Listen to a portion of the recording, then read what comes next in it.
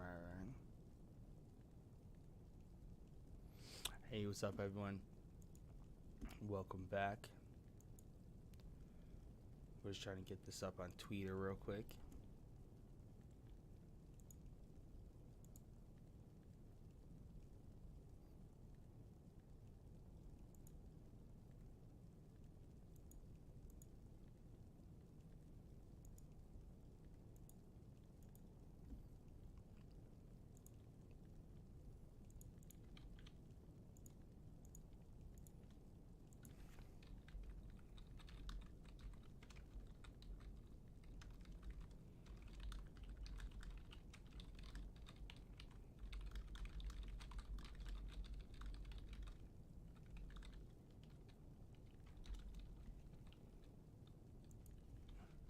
Probably put this in first. There we go. Just in case.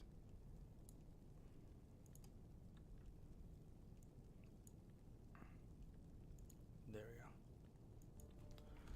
we go.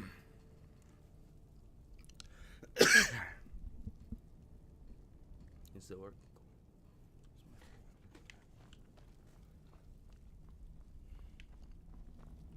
So, a dragonborn appears at this moment in the turning of the age.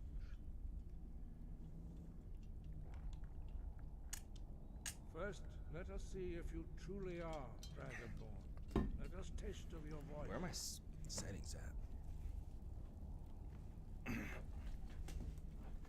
Strike us with the power of your voice. Boost! Dragonborn.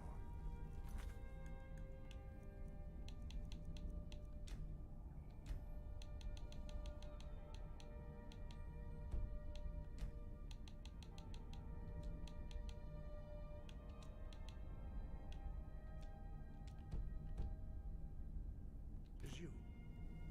Welcome to High Hrothgar. I am Master Angir. I speak for the Greybeards. Now, tell me, Dragonborn, why have you come here? Because you called me here? We are honored to welcome a Why else would I be Dragonborn here? to High Hrothgar. We will do our best to teach you how to use your gift in fulfillment of your destiny. That is for you to discover. We can show you the way, but not your destination. There we go. Okay, cool. Pull it a little closer. Like a real microphone. Alright. We are the Greybeards, followers of the Way of the Voice. You stand in High Hrothgar, the slopes of Kinarith's sacred mountain. Kinarith. Here we commune with the voice of the sky and strive to achieve balance between our inner and outer selves. Alright, me too. I feel that. We are here to guide you in that pursuit, just as the Greybeards have sought to guide those of the dragon Quick who pause. came before you.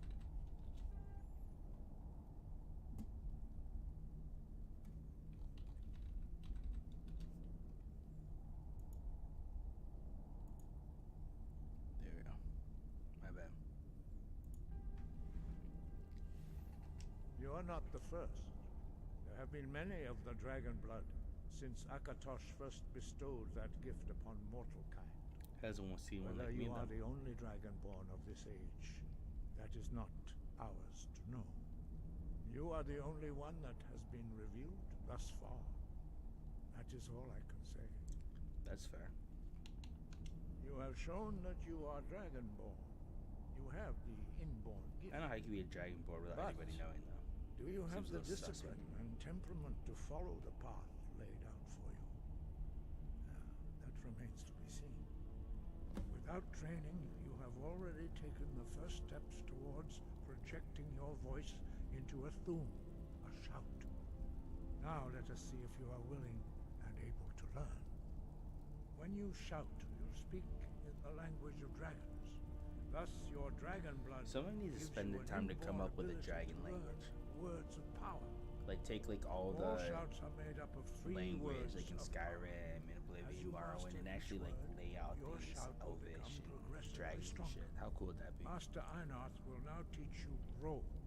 second word in Unrelenting Force. Ro means balance in Ro. the dragon tongue. Combine it with fus, force, to focus your thumb more sharply. Ro.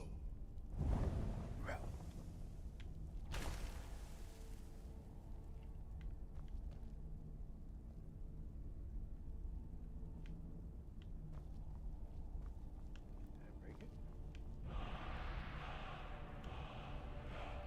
You learn a new word like a mouse. You truly do have the gift. But learning a word of power is only the first step. You must unlock its meaning through constant practice. in Yeah. order to use it in a shot. You keep telling me.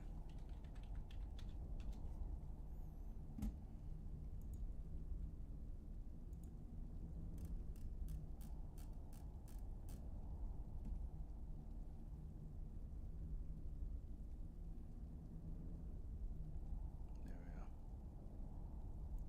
Well, that is how the rest of us learn shots. As Dragonborn, you can absorb a slain dragon's life force and knowledge directly. As part of your initiation, Master Einarth will allow you to tap into his understanding of Ro.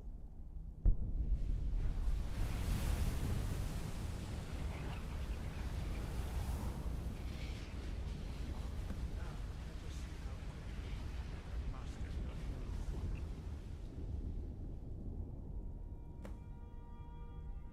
Force! Use your unrelenting force shout to strike the targets as they appear. Oh, my bad.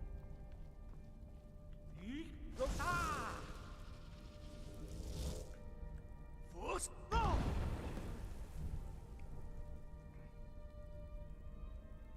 Felt that was pretty good, right?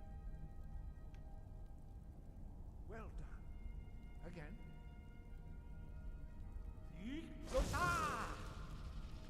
Force! No! Feel bad for that guy.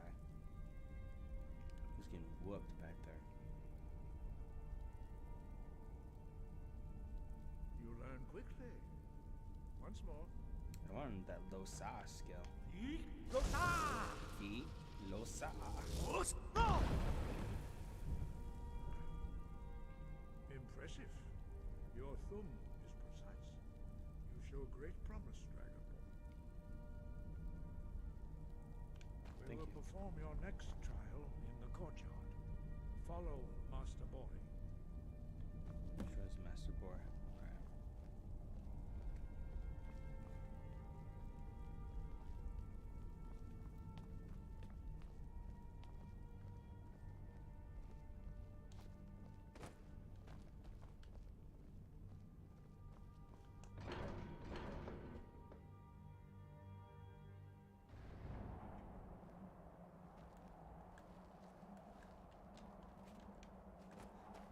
$360. Oh, and telling me jump on sprint. You tell me I can't sprint jump? Weak. We will now see how you learn a completely new shout. Master Bori will teach you Wold, which means whirlwind.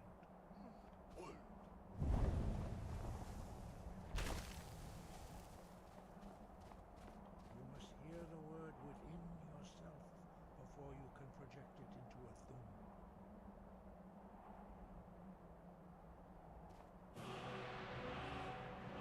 Approach Master Bori and gift his knowledge of Wold. We've seen him standing with his hands on his sleeves like this.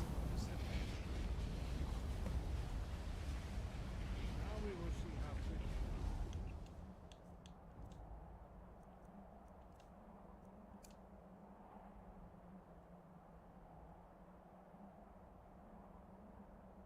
Master, a new shout. Alright, now where's the race? Master Wolfgar will demonstrate whirlwind sprint. Then it will be your turn. Master Bori. X. Wolf. Now, your turn. Stand next to me. Master Bori will open the gate. Use your whirlwind sprint to pass through before it closes.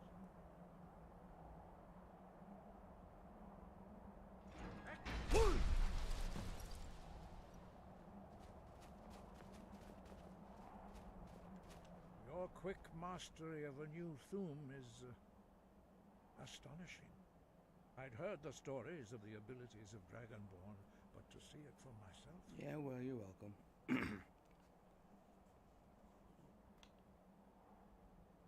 You were given this gift by the gods for a reason.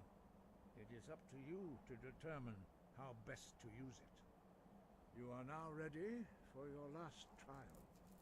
Retrieve the horn of Jürgen Windcaller, our founder, from his tomb in the ancient fane of Ostengraf. Remain true to the way of the voice, and you will return. No doubt, the appearance of a Dragonborn at this time is not an accident. Your destiny is surely bound up with the return of the dragons. You should focus on honing your voice, and soon your path will be made clear. Yeah, that sounds about right. There is indeed much that we know that you do not. That does not mean that you are ready to understand. That's a fair point.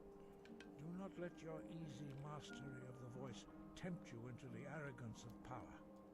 That has been the downfall of many Dragonborn before you. I'm sure it has. Dragons have always been able to shout. Language is intrinsic to their very being. There is no difference in the dragon tongue between debating and fighting.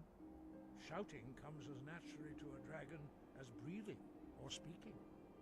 In mythic times, when mortal kind was in great need, the goddess Kinnereth granted us the ability to speak as dragons do. For most people, long years of training are required to learn even the simplest shout. But for you, the dragon speech is in your blood, and you learn it almost without effort. Dragons have the inborn ability to learn and project their voice. A few mortals are born with similar abilities, but what you have already learned in a few. Some believe that Dragonborn are sent into the world by the gods. You should focus on honing your voice. 5. Our leader, Parthenax, lives alone on the peak of the throat of the world. When your voice can open the path, you will know you are ready to speak to him. As I said, you will know you are ready. We study the way of the voice.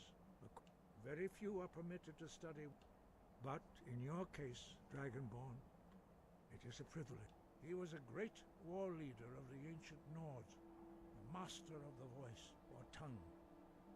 After the disaster at Red Mountain, where the Nord army was annihilated, he spent many years pondering the meaning of that terrible defeat. He finally came to realize that the gods had punished the Nords for their arrogant and blasphemous misuse of the voice. He was the first to understand that the voice should be used solely for the glory and worship of the gods, not the glory of men. Jürgen Windcaller's mastery of the voice eventually overcame all opposition, and the way of the voice was born. We study the way of very few, but in your case, Dragon, their voices are too powerful for anyone not trained in the way to withstand. Even a whisper could kill you. The voice was a gift of the goddess Kinnereth at the dawn of... Although this gift has often been misused, true mastery of the voice can only be achieved when your inner spirit is in harmony with your outward actions. In the contemplation of the sky, Kinnereth's domain, and the practice of the voice, we strive to achieve this balance. The Dragonborn is an exception to all the rules. If we accept one gift, how can we deny the other? We therefore seek to guide you on the proper use of your gift, which the voice, although this true master in the contemplation of the sky, Kinnereth's domain, and the practice of the voice, we strive to achieve this balance.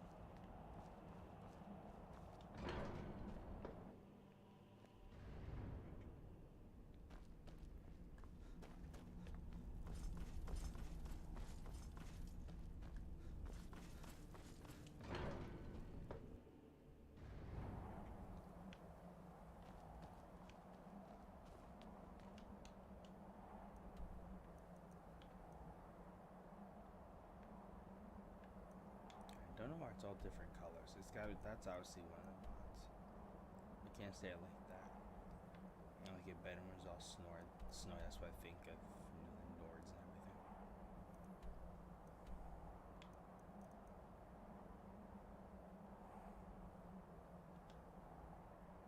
Okay, all the way over here.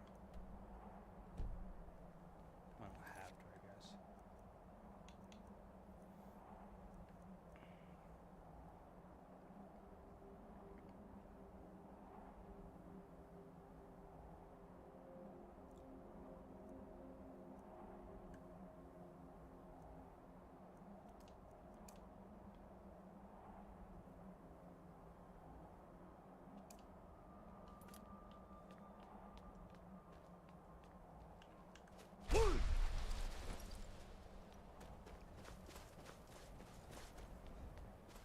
It's pretty sweet.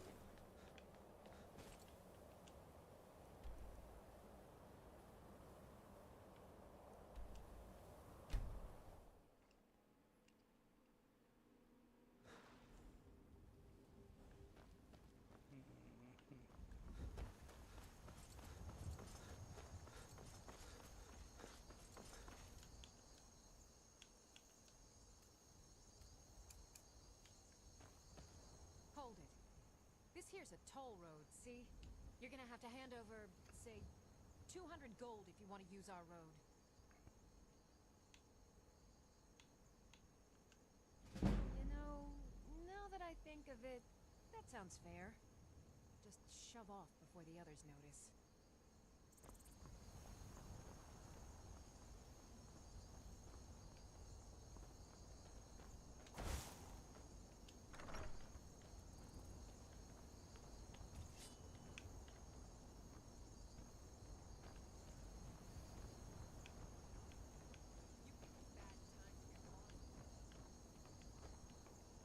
Time to end this little game.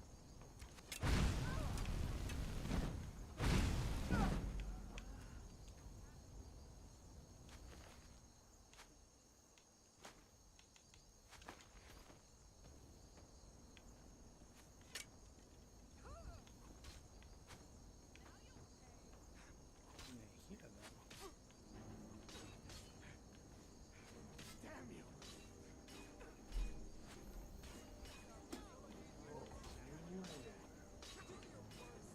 No escape!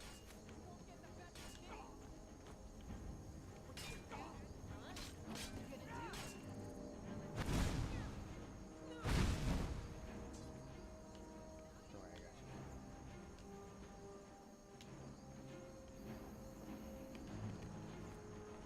You don't have a chance!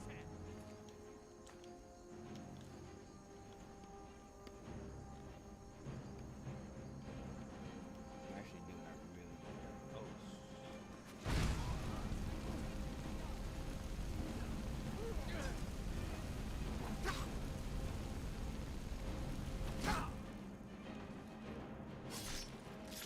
no way.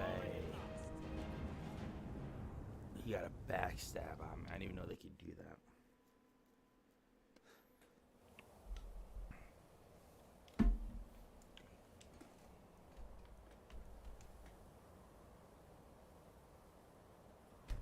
Actually, I don't even know if this is even the fastest way anyway.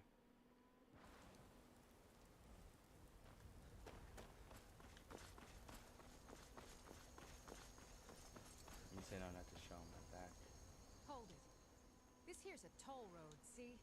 You're gonna have to hand over, say, 200 gold if you want to use our road.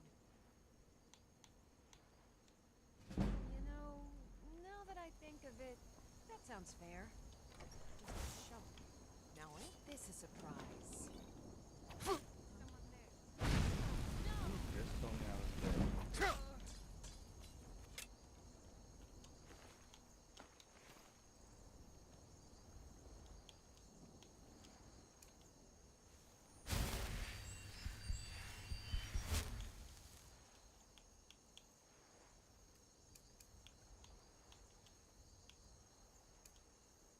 You're escalating your own.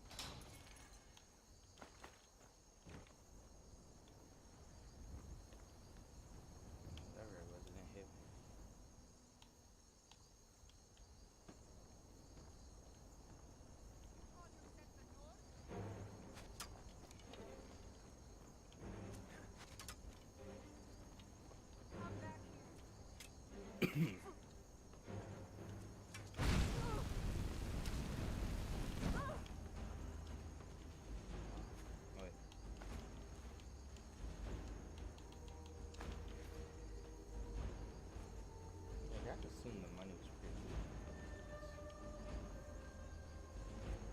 For the rest of all this.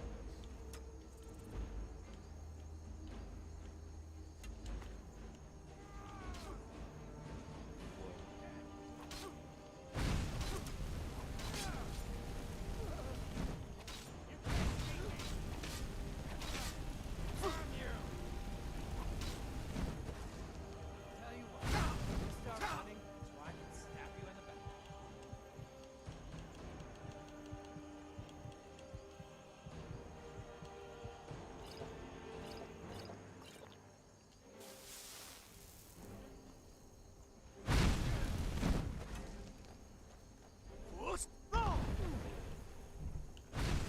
You're routed! Fall back! Too late.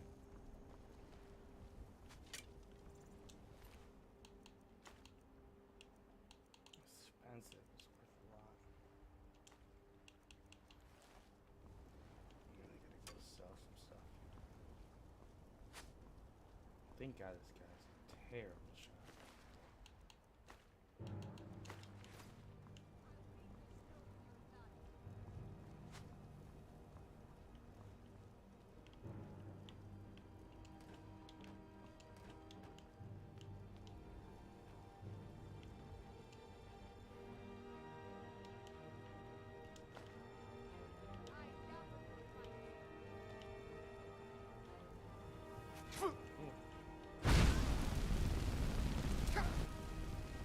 My aim is not what it used to be.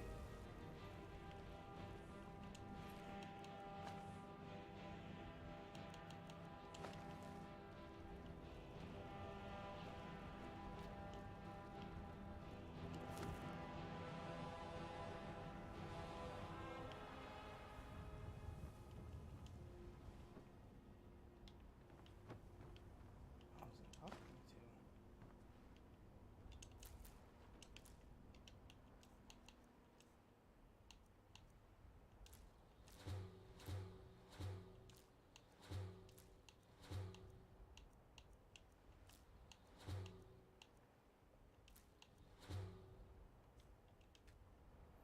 Let's make some stuff. I just want to move stuff together.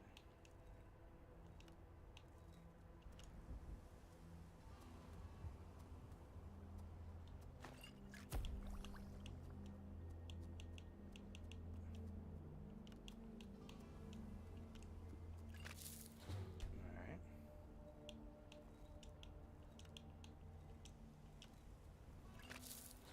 Okay.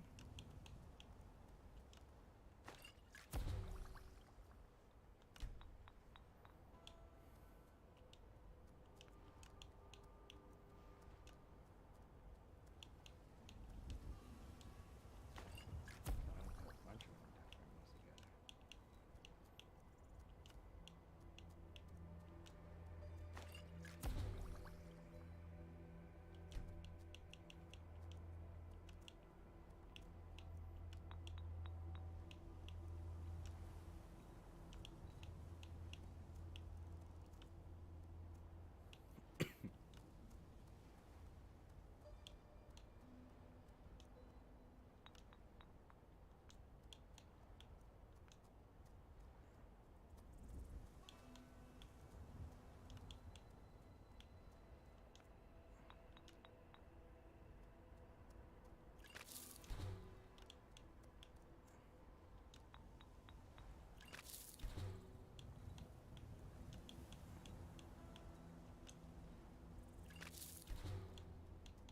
Okay.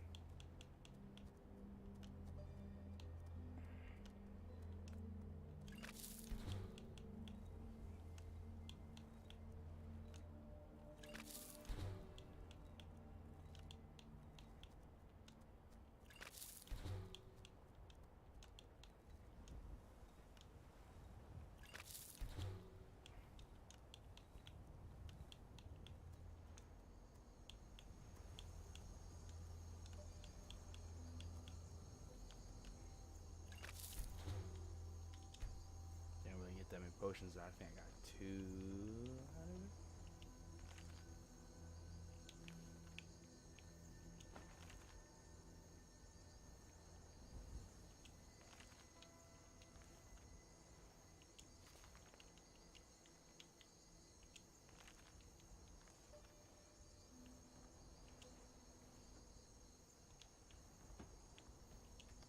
honestly took a bookkeeper at some point.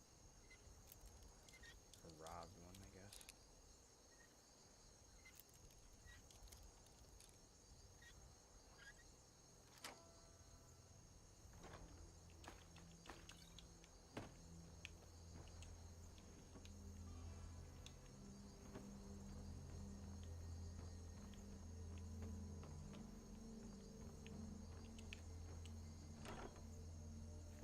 Ooh. Wait, what's that?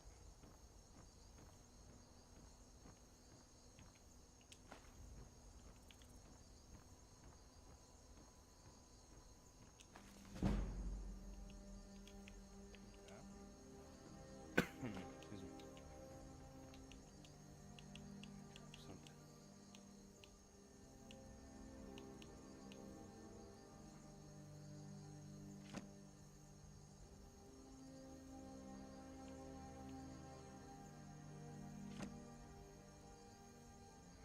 Let's try this stuff.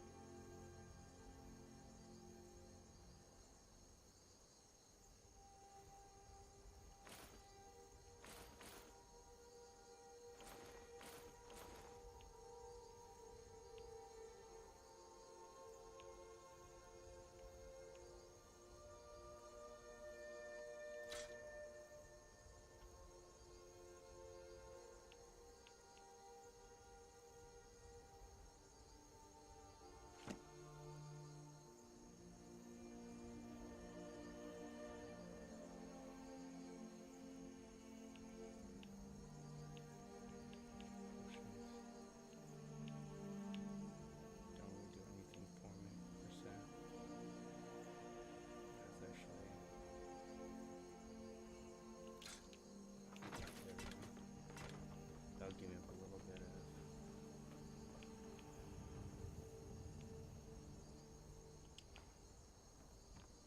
I mean, I actually got a decent amount of stuff from all this. Kind of thought it was gonna maybe be a waste of time. I just wonder who the mage was, or the alchemist was, because they had a lot of alchemy stuff. Potions and stuff. But the problem is I did all that to cross it, and I actually can't cross from here anyway. These ones, that's just a waste of time. Can I fast travel to them?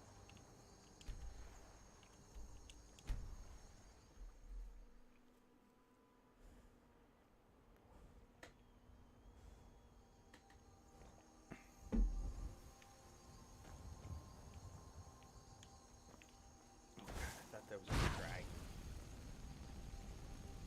Yeah, good job.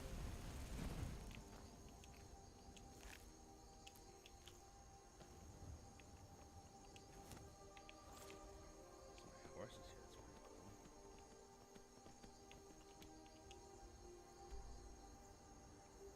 This way we go.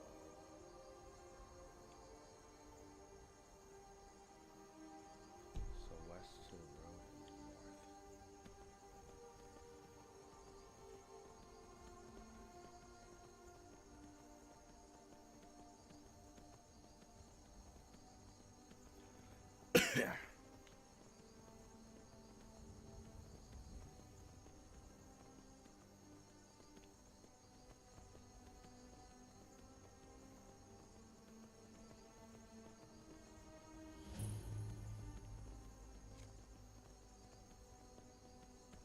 Another arch taking pop shots at me.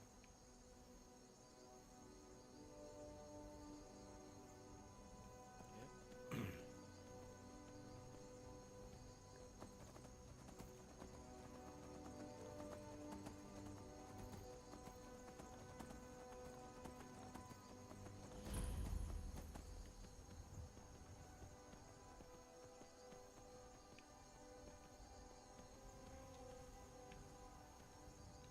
Oh, is this the Assassin's Creed Dark Brotherhood one? Ah, bother and befuddle! Stuck here! Stuck! Mother, my poor mother! Unmoving, at rest, but too still. Oh, Poor Cicero is stuck. Can't you see?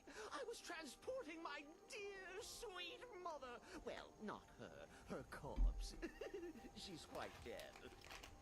I'm taking Mother to a new home, a new crypt, but... Ah!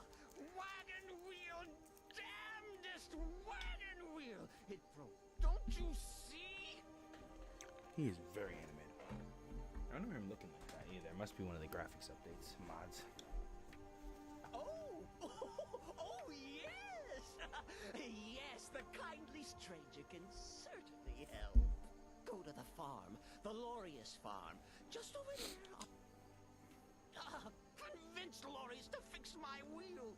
Do that, and poor Cicero will reward you with coin. Gleamy, shiny coin.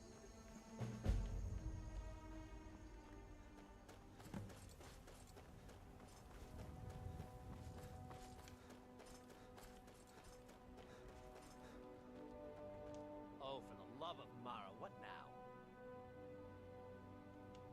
That Cicero feller? Tell me something I don't know. Crazy fool's already asked me about 5 times. Seems he's not satisfied with my answer. Why can't he just leave us alone? Pay me? You think this is about money? Have you seen the man? He's completely out of his head. A jester here in Skyrim? Ain't been a merry man in these parts for 100 years. And he's transporting some giant box. Says it's a coffin, and he's going to bury his mother. Mother, my eye. He could have anything in there. War contraband, weapons, skooma. Ain't no way I'm getting involved in any of that.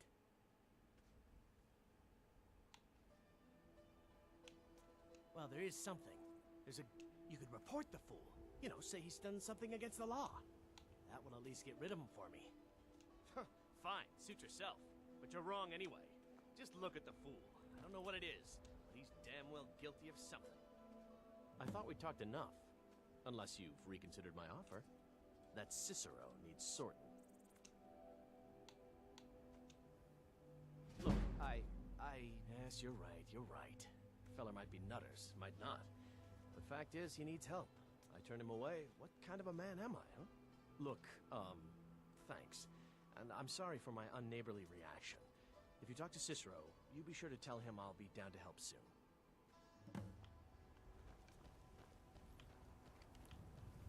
Aren't I such a nice fellow, getting him to do the right thing?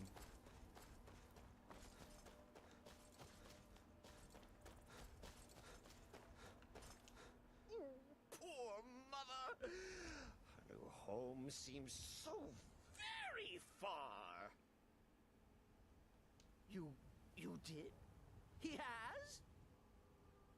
Oh, strength! Here for your troubles. Shiny, clinky gold. A few coins for your kind deed. And thank you again. Poor mother. I will wait for Lorius. Oh, yes. Mother and I will wait right here, until he fixes our wheel. I think the actual one's right outside of Whiterun. Like right here. Maybe that was it. No, I think it's like right here. I can't remember though.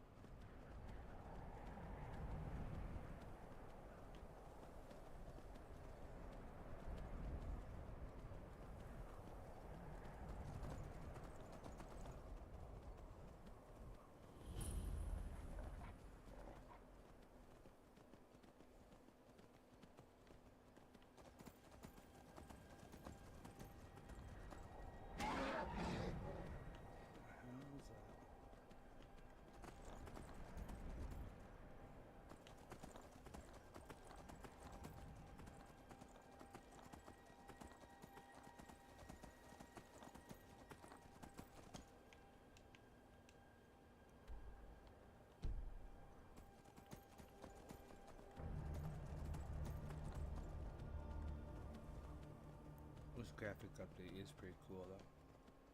It's subtle, it's not like super in your face with it. But it's got some pretty cool features to it. Kinda wish they kept it more snowy. I feel like this is a little cold, if that makes sense, but could be wrong.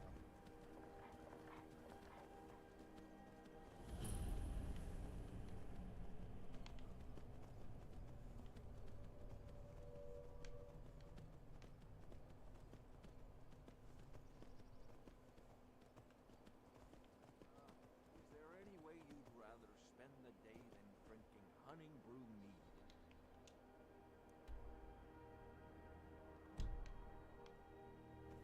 Drink honey brew mead with a winch on each arm?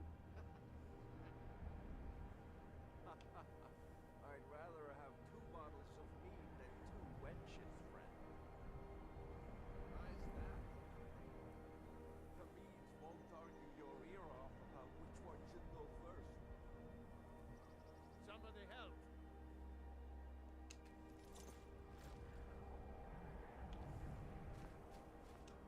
Hail, friend. It's good to see another merry soul How enjoying this bloodshot fine his eyes day. are. Ah, but you look tired. Come, share a bottle of honey brew mead with me. You've never had a taste of sweet honey brew? Why, it's only the finest mead outside of Sovngarde. Its sweetness is like a fair maiden's kiss. But enough talk. Come. Ah, nothing. Cheers, my friend.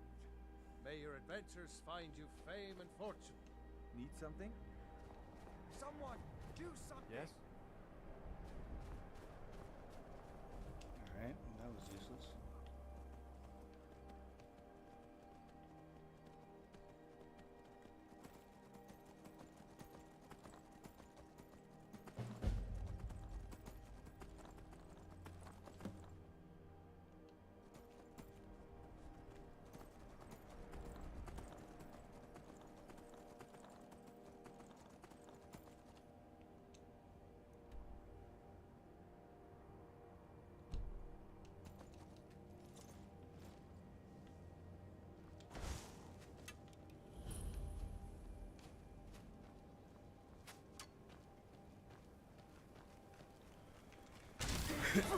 Oh my god, my team jump. How sweet is that?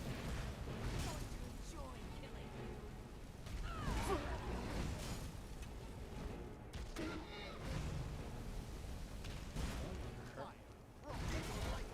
You will suffer at my hand!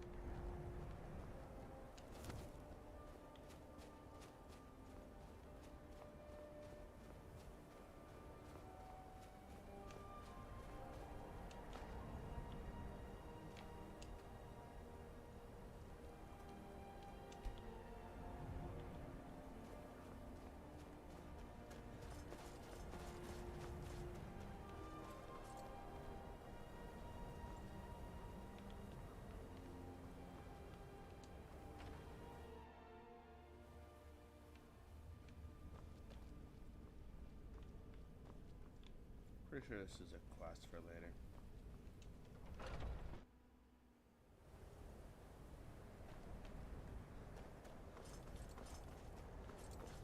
Okay, I'm gonna get the college hold now. See if the game is on and the match is about to get started. Of course.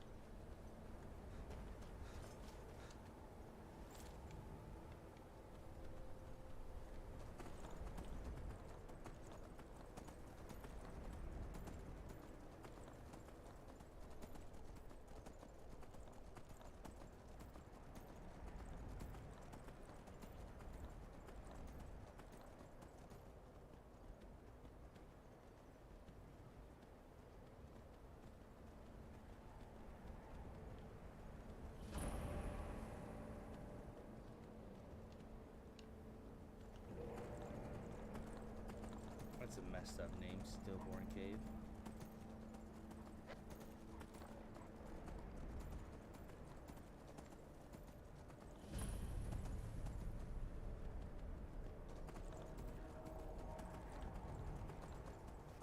I'm just gonna test my button and see if he's.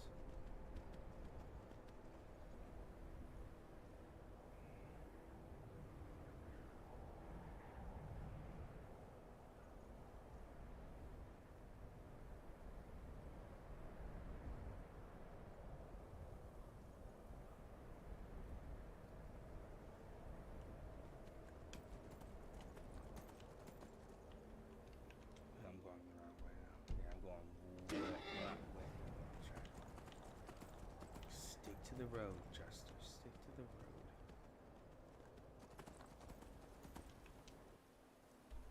Alright, there.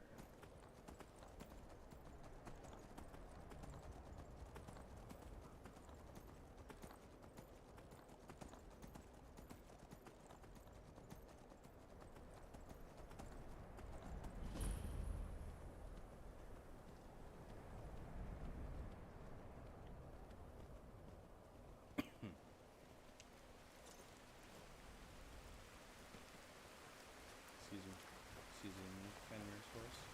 Thank you. Cross the bridge at your Oh own man, peril. you're gonna be out here in the rain. The way is dangerous, and the gate will not open. You shall not gain entry.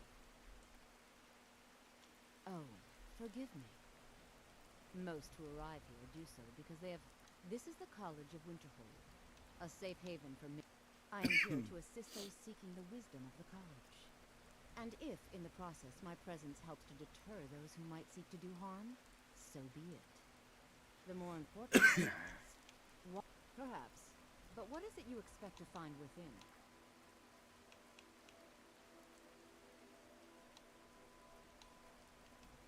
Ah, the immortal plane. It would seem that the college has what you seek. Not just anyone is allowed inside. A small test, if you will. No, I'm afraid I don't know anything of this. A standard spell for one skilled in destruction magic is the Firebolt. Casting one... No? Well, if you think you're capable of it. Or you can try your luck with one of the court wizards around... Here you are. Now I'm anxious to see...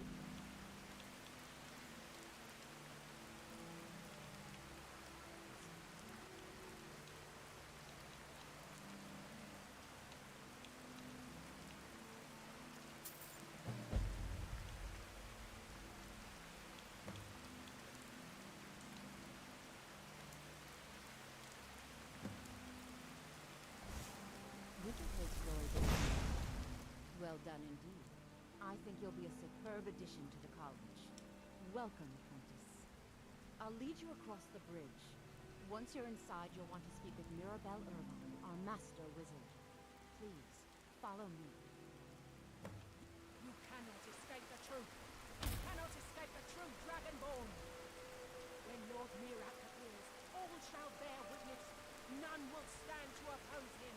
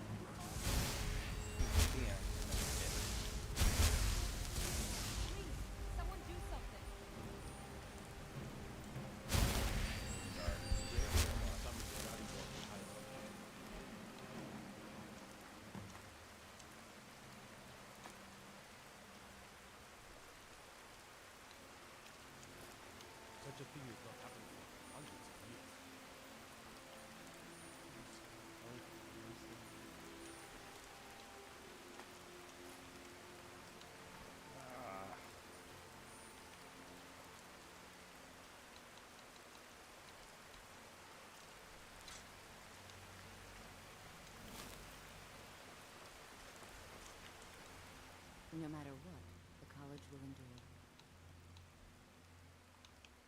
Mirab. Who is that? What did it?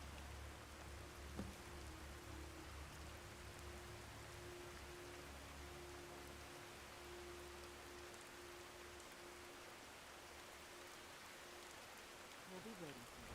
Who the heck is Mary?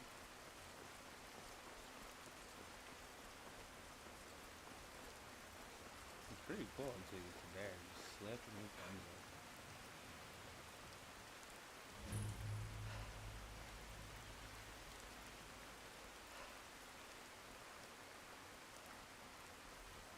Alright guys, we're gonna take a second to see if the stream for Dota's up.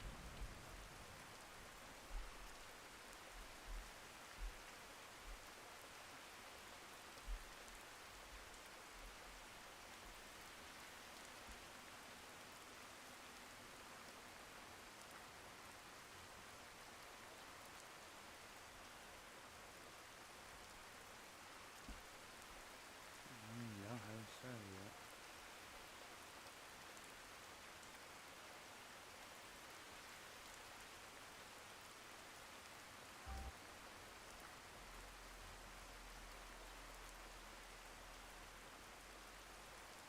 It's a shame.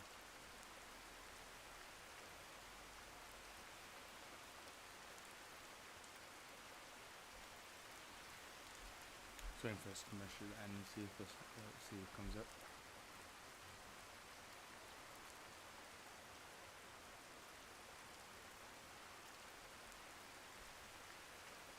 Not sure if I can get with that. Alright, so it's not up yet.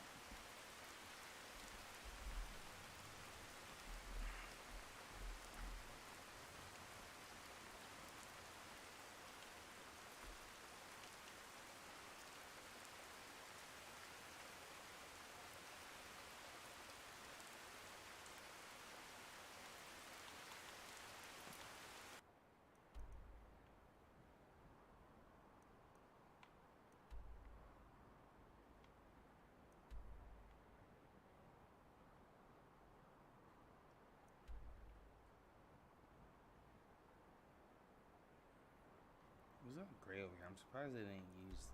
Actually, no, I think they do. They probably use it later. Never mind. So they should use it for something. It seems like wasted space, but they had to use it for something, right?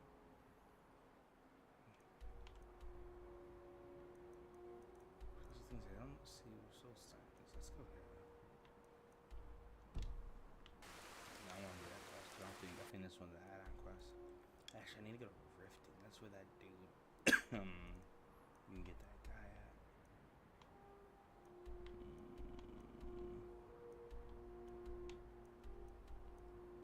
Oh, it says, so it's not that it turns white, it says cleared. Yeah. Hey, the more you know. Is this Riften? That's what I want. Martha, Solitude, boosting graph. I think Riften is the main place, isn't it? Helgen, Riverwood, Right Run.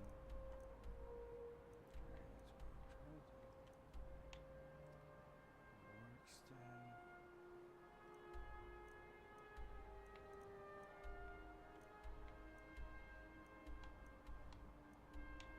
I'm gonna find Riften.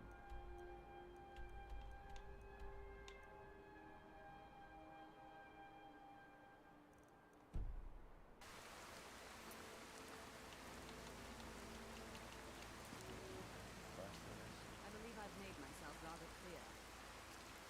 Yes. Welcome. Another news. Well, first you'll need these. I'll give you a brief tour, and then we'll get you to your... I see. Well, you may be... Oh, the I Empire. gave me stuff to push my videos. I think that seems close to that too.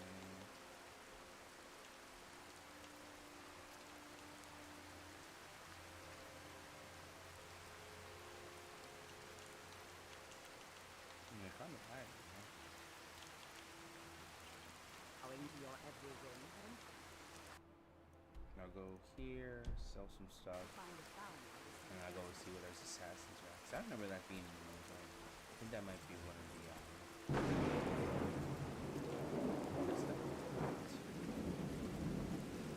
that's a mod quest. Yo, what's up, Vet? Hey, I actually just sent you a message on Twitter, bro. Have you been watching T.I. at all?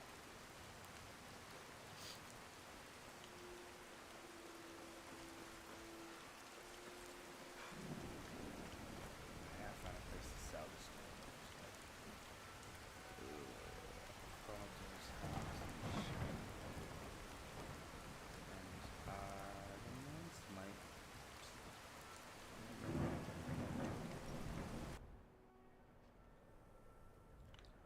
I won't say he's sad. You must be one of those wizards. I'll sell just about anything if it's I worth just my said it. time. Keep that in mind, Like will 5 you? minutes ago. I won't say it's sad. You have to like the game. Like this. Very funny. I'm sure you've noticed. So I'll sell whatever I've been burned a few times, made a few bad deals. Yeah, it was... I shouldn't have believed the story and just refused the trade.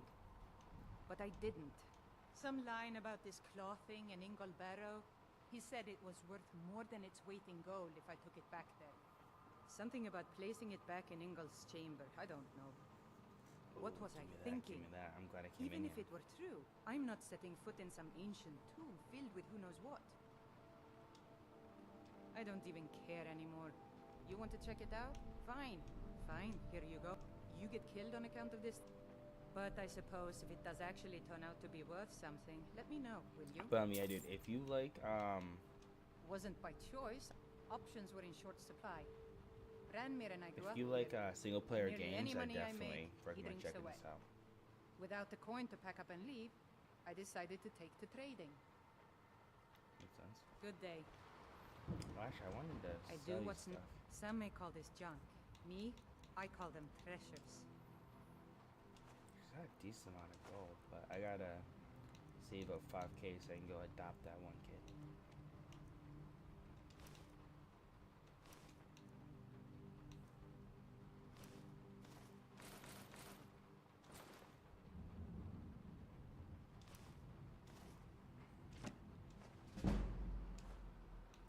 And I got rid of a lot of them.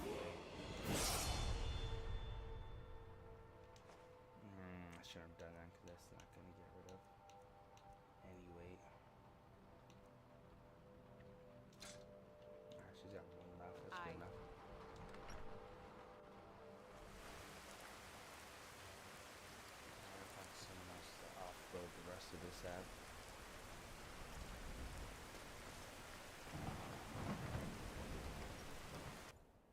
I'm sorry, could you describe the smell? Just say the word if you need a drink or something to eat. Then exploded.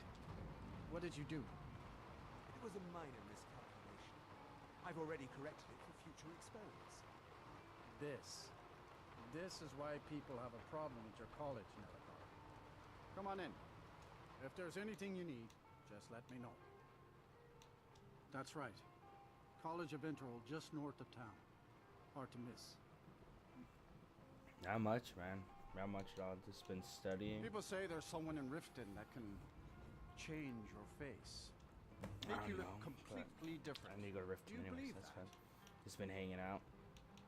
But T.I.'s coming up, so I decided to start I'm afraid messing there's with not that. much to be Or said. watching that.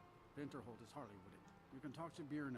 Most of the business we get is from folks here to visit the college. But yeah, dude, Maybe if that's you great. like single player Drink games, for the you definitely thirsty, gotta do food Skyrim. for It's the mad hungry. cheap now too. That's all he'll get. See ya. It's like a must play. But yeah, not much else really other than that. It's long haul. Got a lead on a job hopefully, so I'm praying that comes through.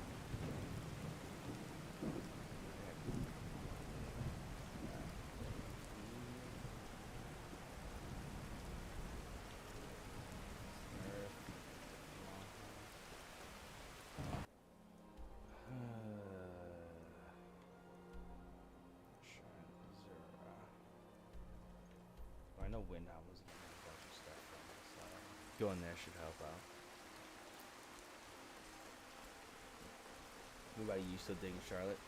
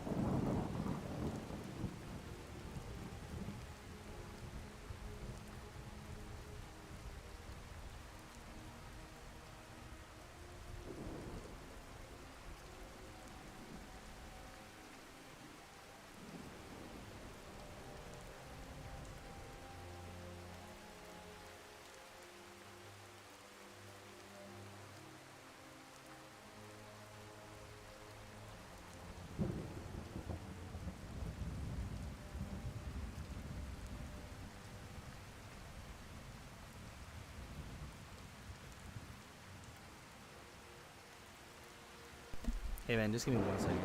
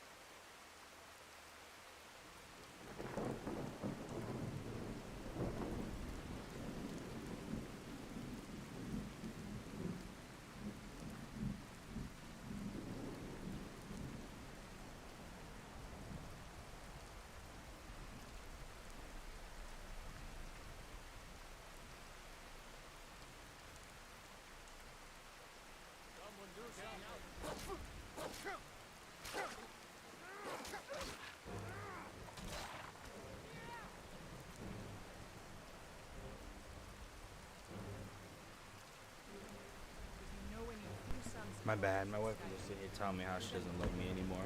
Gonna give me some ice cream.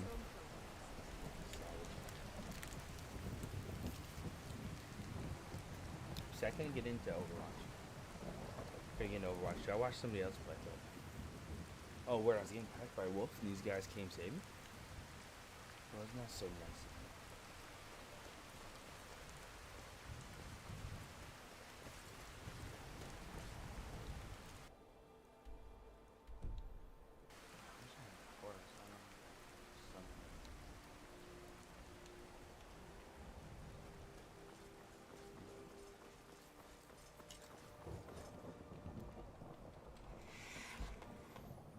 Yo, have you been watching T.I. at all, though?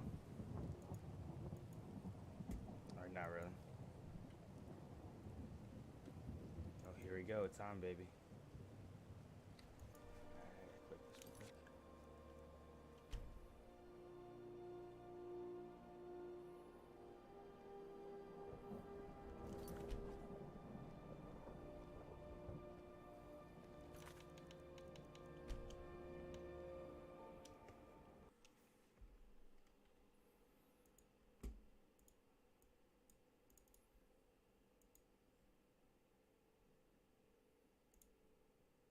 Death Prophet left. She gets taken out as well. It's a triple kill for Mickey as they just completely wipe Extreme again.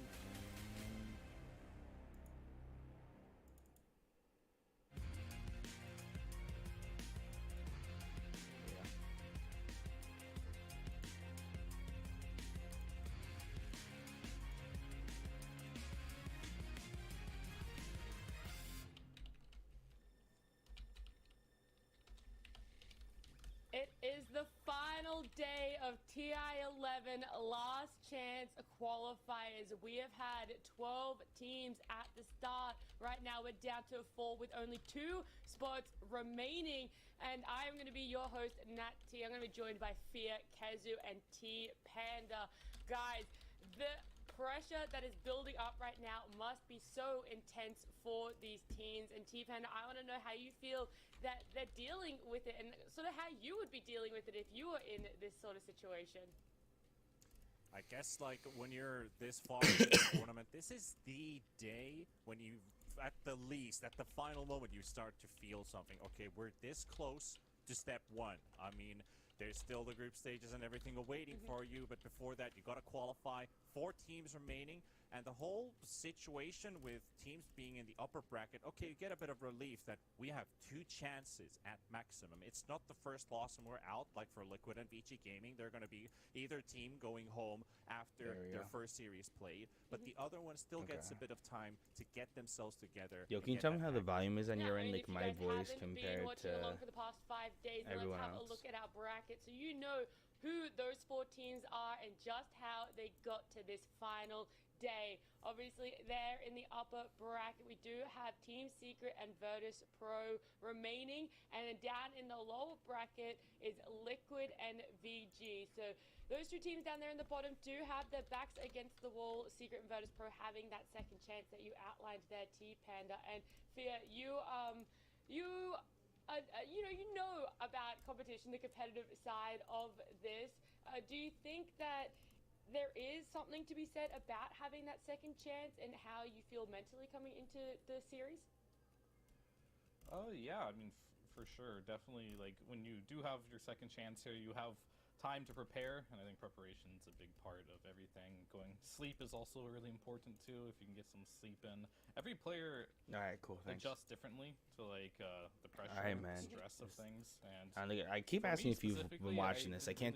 You're not answering me, but I don't know if you've been watching TI. But this is like the finals. This is like the last day. So that's why I switched it over. This decides who goes to TI. 100%. We had the schedule there. It is going to be just this one stream for the final day. It's the Secret Virtus Pro first, of course, and then our lower bracket Liquid up against VG. It's going to be a good game. Kezu, good game. Speaking of that preparation, though, that Fear talked about how different players and different teams have different ways of preparing. How do you feel that Secret and VP, who are in the upper bracket, got to spend their last 24 hours? Yeah, so this is actually something I want to give some insight on, because I think this is basically a territory that isn't, talked about too much. All of these teams, they have 24 hours to prepare for this match. And it's like the most important match of the entire season. It's going to decide whether you go to TI or not. Yeah. So you want to give yourself the best chance of doing so. So the first point what you want to do is you're going to want to study your opponent. This is mainly going to be your captain and coach to start off with, and you want to look for hero patterns. So for instance, if you're a VP in this case, you see that when Secret play against Morphling, they love to have Lycan as a counter pick, and then they usually pair it up with a carry that also runs at the Morph that doesn't care too much about the Aghanims. We see this in 2 different games. They did it here against T1. And then in a different game, they have the Lycan once again against the Morphling, and this time around, again, you have a fast-paced carry with it, this time the Dawnbreaker. Also here, it doesn't care too much if the Morphling, kind of turns into you. So this is your step 1. You want to find out patterns. So this is a hero pattern. But then if on top of this, you can also find out the type of overall strategy that Team Secret want to go for, which is something I can highlight in the next 2 graphics we have as well, which is where they set a lot of emphasis on buffing up their win condition. They do this better than any other team. Kind of it's their disappointing. strength of this tournament. Here you have SF with Undying, you have Teamfight, you have Heal, you have the Kunkka boat later on as well. They always build drums. And then in the last screenshot we see, we're just going to see something. So you're playing a lot of Shadow Fiend. Once again, I don't see the big hype around Shadow Fiend. I don't think Shadow Fiend's really the win condition is the Shadow Fiend. They pick a lot of fast-paced stuff with them. You have the bonus damage coming out from the AC, from the Lycan, the lifesteal from the helm as well, and the damage reduction from the Howl at the same time. And then, so you take this preparation, you then bring this to your team, you talk about it, because you want to make sure that everyone's on the same page. You don't want someone to feel left out in the draft, that they're like, yo, why the hell are we doing this? When everyone else already knows, you want everyone to be on the same page, to feel comfortable. And then with all of this information, you go together, you figure out, we want to pick this first. When they do this, we're ready to do that. And that's how these teams prepare for these matches. Why does he look well, so it feels like high? you've kind of figured out Secret, Kaiser. It'll be interesting to see if VP have that same sort of understanding. But while we have Secret here popping It's up crazy to on think our that we might have a screen, TI with for no you, Puppy T-Panda, and is no there a certain Kirka. player Or, that's really standing out in this Secret Croaky. lineup? I think the general lineup of Secret That's can absolutely no insane to longer think be about. highlighted on just one player. We talked about Nisha quite a bit. We talked about Sayats on the Nyx Assassin, how much he's been making stonks for himself. But I think this entire lineup is now unifying under a united banner, basically. Hiding all their I think that's always a good signal, sponsored showing that drinks, this their team has a lot of Starbucks and unity everything, just going leaving on. the monster They out. understand Gotta keep the how sponsors to happy. I get it. amplify the most out of their teammates. It's no longer I make the performance and you guys play around me. I think that was some of the issues for most of the teams that have already dropped out from the tournament so far. So Secret in general, looking like a very hot team right now, and rightfully so in the upper bracket. Yeah, I mean, the newest addition is Resolution as well, and he, for this whole Last Chance Qualifier tournament, has been proving himself time and time again in very specific games. He took almost a whole year break before joining Secret. He had that break after not qualifying for TI-10 last year, which was really unfortunate, and now he finds himself in a position for this Last Chance Qualifiers of one best of three from making it to TI-11. They had to beat T1 to get here in the upper bracket yesterday, and yeah, they're going to be coming up against Virtus Pro now, who had to beat Liquid yesterday. VP was so disappointed in the DPC too. It surprises me that they're even in upper bracket doing this well. In this tournament. Virtus Pro, they are doing incredibly I don't think I've well ever seen here. GPK with her. And there's a running meme right now where Hey, Puppy Ramses. loses to CIS teams a lot, and I think that's going to go in the favor of VP a little bit. But as far as their draft goes, it's like Ramses, whatever, who cares? Core players, who cares? Who I really want to spotlight is Hakoda. His Disruptor has been absolutely insane from game to game. He's got a 71% win rate on it with 7 games, and it's not even just that he has a good win rate. I He's do like really solo like carrying DM now. games. Like I His kind of want. Agams I'm a purchase on the Secret fan. Disruptor I'll admit having it. But insanely good performances every time as a I've seen position anything to 5. do with DM, Probably he always the seems standout happy. He always has position good 5 player takes, of win the or entire lose. tournament so far. If VP wins, I'll be happy Because just because of DM. Deep dived a lot into Secret and how you feel like they were going He's to the be good, planning positive their vibes that drafts you and need in their Dota right now. ideas coming into this matchup. But one thing we've seen Virtus Pro be able to prove time and time again is the flexibility in their draft. Even if they played something in Pos 1 before, they can always move it to Pos 5. One, do you think that's going to be their advantage? And two, how do you feel that their ideas around drafting are going to be coming in against Secret?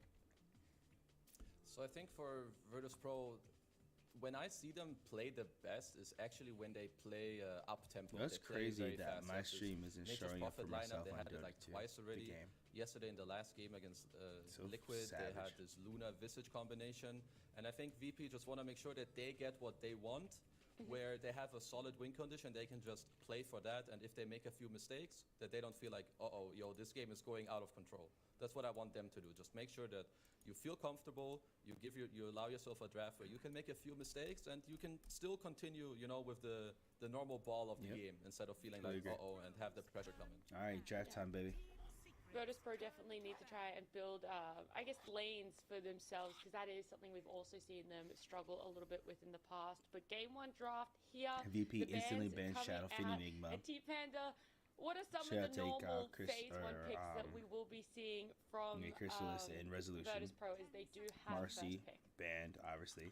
Well, if you generalize kind of the idea of You don't want to lose this one morph game straight meta, off the I top think due to they're what Marcy very- left through. They're very fast to react in the first phase if Morphling is to be first pick from Secret or from them. They've favored the Undying quite often in the first phase. They have 6 picks in total, 4 and 2 currently. It is in the pool, so they might opt to pick it for themselves. And they have the response pick as well from Secret if they decide to go for a combo where they might look For example, when they banned this Shadow Fiend themselves, which they've picked quite often, they could opt for the Lina. We had a good theory there with Fear Ooh, they stole the discussing Undying. about the intelligence cores going up against the Morphling matchups, which might work out nicely. So if they go for something like a Lina in the first phase, I don't think that would be completely unheard Yeah, of. I am.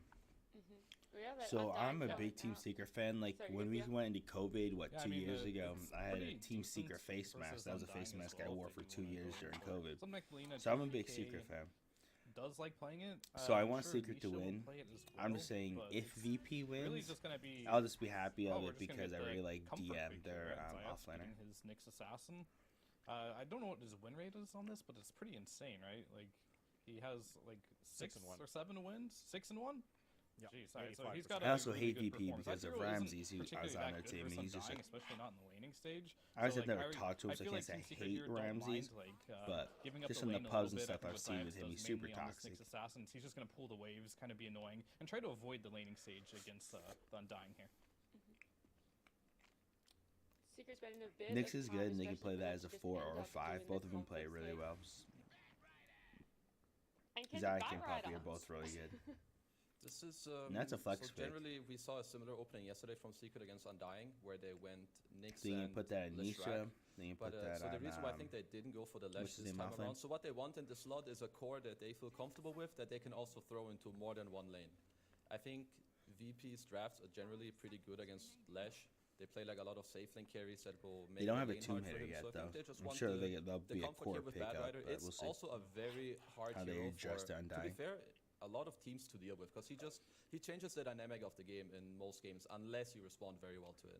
I think Zach's Yeah, has this too. Bad Rider is also very frustrating to play against in a 2v2 Yeah, lane. Zach. So if they decide to put it into one of the side lanes, that's something that Virtus Pro might have to acknowledge properly, because we've seen what Taking a while in happens the when you're in a second game where you lose all 3 lanes. It's a snowball from there. And I don't think we have a single game where a comeback would have Disruptor. happened They were after just losing talking about every that with single lane. Xcode, I think.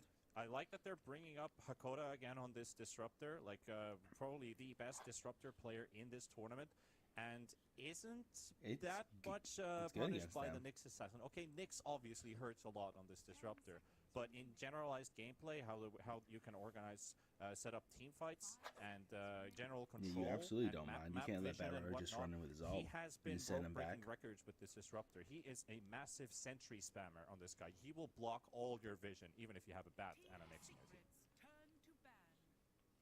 Okay, take out the Morphling Morphling. being taken out of the pool there. How Stay away are you from seeing Nisha some of and these Chrysalis. bans and then potential opening picks play out for you?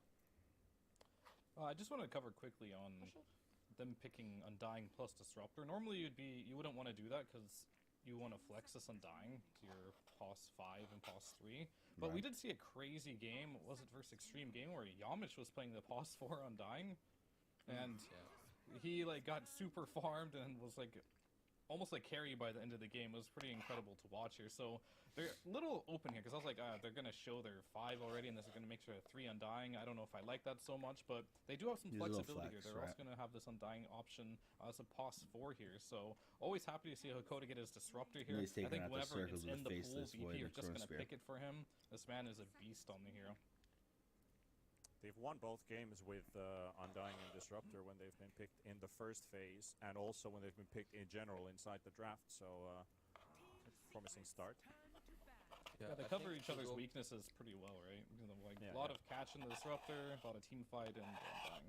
Go ahead, Kazu. Yeah. And then you get glimpsed right back to into go a ahead and go tombstone back to if they Nat's try to question, run I was away. gonna say that there's a They're high really chance strong that you have Chen being banned out. So as Fear just mentioned, you have the team fight from the Undying. You have like the catch from the Disruptor. But the damage output isn't too fast, and to be fair, I feel like Secret, they're gonna need to up their team fight a little bit. So taking out this Chen that overall gives you more team fight, gives you the healing, is very good for Virtus Pro. So they definitely did their homework on that one. As Secret, they need to open And Puppy's up one of the best Chen next players in the phase. world, without a doubt. And it's most likely gonna be the Puppy hero.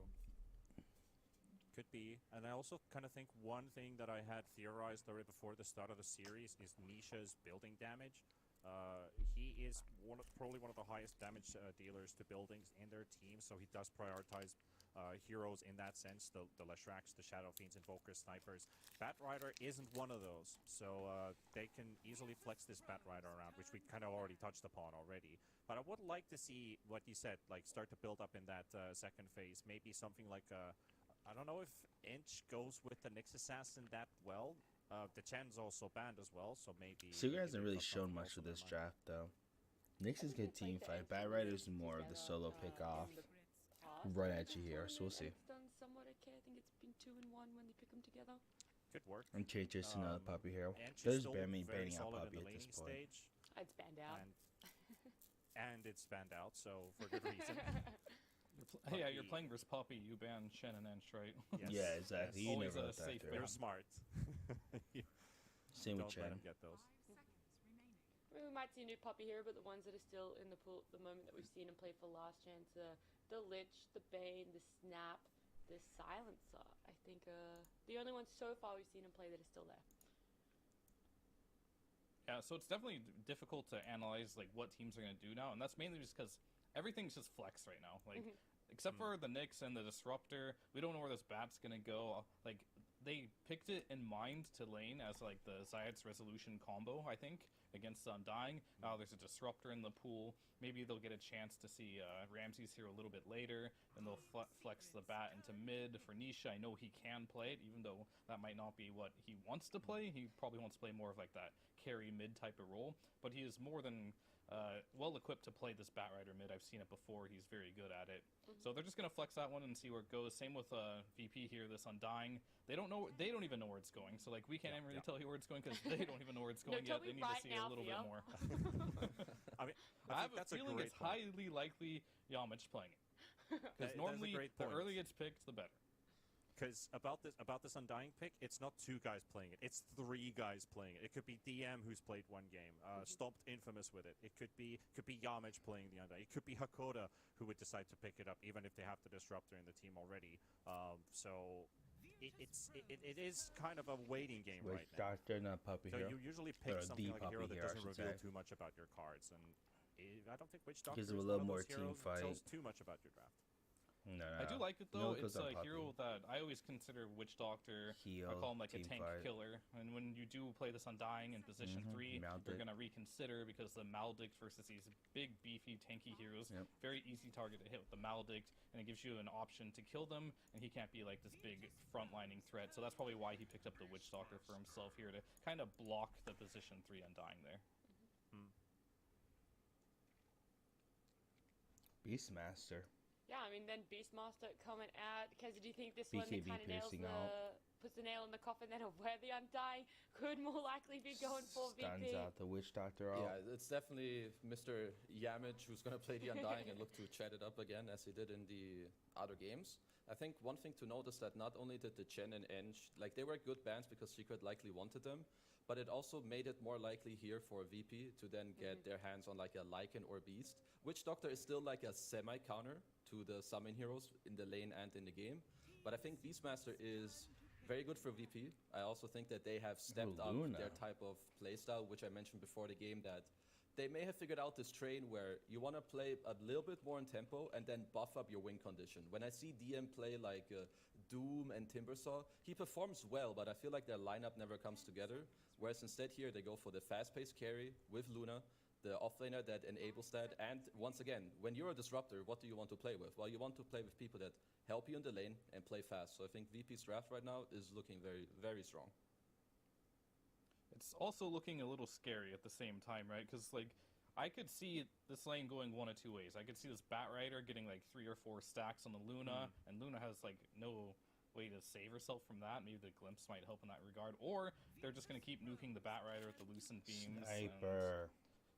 Whatchamacallit, the They're still Thunderstrike, and mixing then it up Bat as will just have well. a terrible laning stage. So Yeah. I think it's a You little can bit throw of a Bat risk mid, you can throw pick for Sniper that in mid, that doesn't really regard. tell Or you we can see to VP, they've done in the past. actually throw Bat They've off gone lane, aggro Sniper tri-lane carry, and before pick your mid in next. multiple They have a lot of games with this versatility Luna left. and just kind of change the laning stage up. So The only thing they're not talking about is Luna. He says fast-paced. Luna. Luna's not really fast-paced per se, right? Well, they got a tri-lane. It takes her a little while to get really online. works for them. Like Undying, Especially if she gets stomped fantastic in lane. in 2v2 or versus 2 or versus 3 heroes. If in that's the a lane. 5 Undying, that Disruptor's probably also won't pretty happen. decent support to help you out there, so But- that could also work out. They haven't played Nisha better Beastmaster wake up. together with Undying. You're playing for before, TI. which is something that I'm looking. They haven't actually really comboed this Beastmaster with anything. I just wonder. I by don't the know. I looks think of it, so Nisha's still gonna pick mid. I think they're it's gonna go got for the like an synergy, Ember yes. Spirit or I'm something. It's just not banned out looking yet. for results, Nisha how does loves it it. work out for them. Gets great So, catch. I think here what's important to note, so what Fero's It does a mentioning, ton of and I damage. heavily It agree takes with the Bad pressure Rider off with the Sniper. matchup.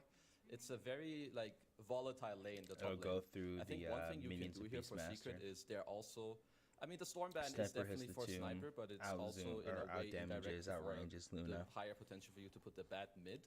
What Secret could look for here is to pick a Darkseer. It lanes very well with Nyx. You have the wall against Luna. You get also the wall against That'd be a Beastmaster good to pick. steal all the auras. Darkseer. Because currently they don't Resolution have loves this type Darkseer of too. hero, and that's kind of what I would like for them to look for one way or the other out of their draft. Is there a chance that for Secret, they still need a carry potentially? Because Nisha does love his sniper. Yeah. And that's also the building hitter that I was kind of hoping them to go for too. That he has somewhere between the axle of Lesh Sniper, maybe even a Kunkka, but I guess the Sniper fits in nicely here. So what does Crystals want to play? Because he's got 4 games on Razor. There's still his I don't think you want Razor this prestigious game. Monkey King, which is also in the pool. I'm not I sure don't if I think you like want the Monkey matchup King. versus the No, Luna, you want Monkey King here. but it could work. I don't know if he wants Viper either here. But like, what is a good pick right now for Crystals? Because I feel like I think everything you put feels a bit Sniper in the mediocre. safe lane and you draft. I mean, he could like an easily Ember play the Spirit Sniper mid. versus the Beastmaster. It's a good matchup. But they're gonna flex it though to the bitter end here because they have the last pick. If there's something better, you know, for him, they can. Well, basically, he's going to most likely play the Sniper unless there's a pick that shows on VP that allows him to play another hero that counters the Well, you Beast, for or GPK. Nisha really wants to take the Okay, Sniper in tiny. the mid lane. Otherwise, right now we're gonna see Nisha go into the mid lane here with their pick. Or as Kezu mentioned, they can always have the option of putting this Bat Rider mid too, right? Versus the Tiny if they Yeah. want to do that and pick a new offlaner. So they got options here. Yeah. I really think that that's the way they should take their draft. It turned out it's a pretty good Bad Rider core game. It's a very good sniper core game. What DP tried to do here is just to pick a mid hero with tempo that also gives you the chance to jump him. I think wanna see him your go offlane Ember. pick is the way to go here for Secret. You take either Darkseer that solidifies your team fight, or you take some other melee offlaners aren't as easy to play, so I wonder what they're going for. But I would really like the Bad Rider mid option here for them. Darkseer. He nailed it. Darkseer, that's Fear right. called it. Good call. Kezu, they solidify it. Oh, was it the team Kezo who said fight, that? Like you Alright. said. You called it Kezu. And Fear with it now, all coming Nisha Bat, yeah. out for both teams. Are you still in And favor Crystal of Sniper. VP? Do you like the tempo that they have, and who do you think is going to be able to execute what they've built playstyle-wise better? I mean, for me, it's all eyes on Nisha and GPK in the mid lane here because I think Resolution's laning stage versus a Luna and a Disruptor is going to be Should be pretty fine. rough. It should be at least. You think But it's so? a good hero for the game, so if they can get carried out Oh, of yeah, the I laning guess so, stage yeah. just a little bit, I really think Secret should have this game. But there is a chance that the lanes just go really badly and it could be rough for them. All right. T-Panda, which lane are you going to be keeping an eye on, and how do you think it's going to play out? I want to see if this Beastmaster is able to establish himself a good laning stage. I think that's one of the key portions of when do they align with the Beastmaster. Are they able to take down towers early on and establish map pressure? Does he hit his item timings on time? And also, is he going to make a variation with his build? I think this Beast is something that I'm going to be watching a lot. And last but not least, Kezu, the big brain call in the Darkseer. How's this game going to go? I think this is quite Secret favored, but once again, Virtus Pro have a high tempo lineup. The way for them to win is to do well in their lanes, as Fear mentioned, which they have the possibility of, but I would prefer to play the Secret draft. Yeah. Alrighty. Well, I would I prefer agree. to just jump straight into this game one of this best of three. It's Secret VP. The winner will be going to TI 11, and we have Moxie and Waga to walk us through it.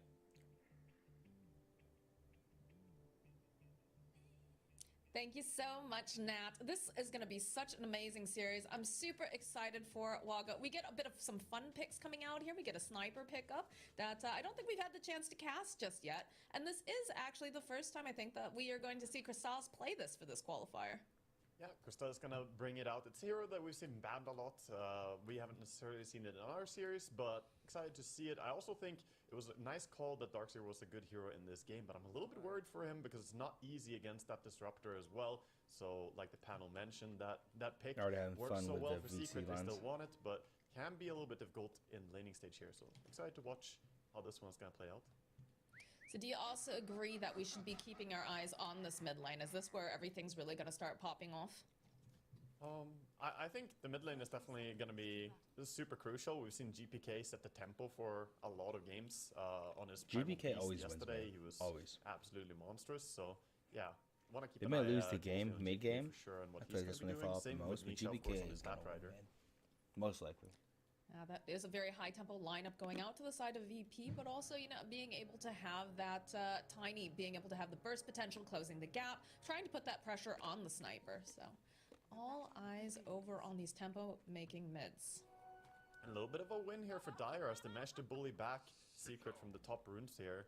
Just respecting the Undying. He's so strong and they don't really want to fight for the runes there. So 3 for 1 for VP, get a little bit of advantage from the start. Now, I do have a question because we have Zayat's playing his Nyx Assassin. This poor man has only, it feels like he's only played Nyx Assassin. He's also played, you know, some Earth Spirit, a couple others, but, you know, 7 games of it so far. But Nyx, even though he's on the rise, especially in Immortal pubs, he's not the strongest laner. And usually you want to pair him up with something like a Necrophos or an Enigma or something ranged to really, you know, make it through this laning stage more comfortably. Is this going to be all right for him here in this top lane with Rezo? I think it's going to be fine as long as Rezo can push. I like the move that VP did there, just realizing that they're strong, so they fight before the first creeps meet, just going up and fighting with Undying and Luna, pulling back and getting a little bit of an advantage to the point that already we see Secret, of course, going for the pull. We see a similar thing being done by VP, so both side lanes are trying to get the creeps back behind their tower. And Puppy with the body block. Wow, Rezo about to go down Top lane, already. they're putting a lot of pressure over here on Rezo. They do one have more a Mega if beam. they want to try to go for another decay, but they'll go pop the salve. Yep, Not there quite. it Oh, is. there it is with the Lucent Beam from Ramses. There will be our first blood. He just barely couldn't There's- get around the tree line there to get into Fog of War. Luna cooldown just came off in time.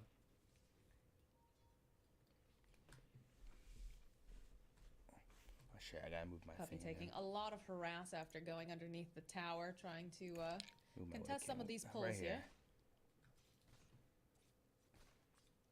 Yeah, she'll slide in right here. Yeah, both teams are just attempting to keep pulling. We see Zayats, of course, on his Nyx going again. That's just an stunning unfortunate up the death. Undying and running away with the creeps again. Trying to not have just a fair lane, let's call it, because Luna's last damage is so strong. Iron Shells are not reliable enough for last hitting. I think this is a nice solution to, you know, they have this double melee lane up against Luna, and again, as we said, this Nyx Assassin, not the strongest of laners, so being able to cut the wave like Still this, got elastics though. definitely the opportune play. But let's check in with the mid lane, because I saw earlier GPK was sitting very low. It's hard to go up against a bat here as a melee. Has picked up the magic wand though super early, which I think is definitely needed, and He also is opted to holding go his own. boots. Yeah, he also opted to go boots early so that he's gonna survive. Usually we see mid-tiny go for bottle early, but you get all the mana you need from Magic Wand, and with the boots he stays alive a little bit better against the sticky Napalm Firefly. I don't know if it's I think worth this is it a really though. good itemization by GPK. I'd probably would have rather had bottle, but See the Firefly with the 4 stacks, 5 stacks sticky napalm, but again GPK you gonna already just get a walk lot of away stacks from Nisha. though with the sticky napalm. A lot of last hit damage on Tiny. Bat definitely can't keep up with that. For now, not too much gonna happen in terms of like looking for ways to kill each other here, as both teams are playing pretty safe. Bottom's going high, on kind safe of lane. imagine Luna's they free would farming have quite with well. a Beastmaster The or sniper is Sniper also lane. being very protected. Puppy going up and doing Ooh, some they harass. might This get might him. actually hurt quite a bit. Oh, Yeah, look at her. speaking of the harass here, Does a good TP though. looks like it's going to force the Does TP a out great over TP. with DM, so I mean, it starts going back to lane there like is that, the potential but of them it's trying kept to him make a play alive. on Hakoda if he gets close enough, but definitely Secret's feels gonna like he's just going to capitalize on continue that to cut big these time. waves and try to just make it a little bit easier over here for DM, who's eventually going to come back. That's pretty painful though. God, I TPing hate this base wave is not cutting. something you want to do Such in the early boring game. Dota. You have to run all the way back to the lane again, so he's losing some time presence on the lane and gives more free farm over to the sniper, of course.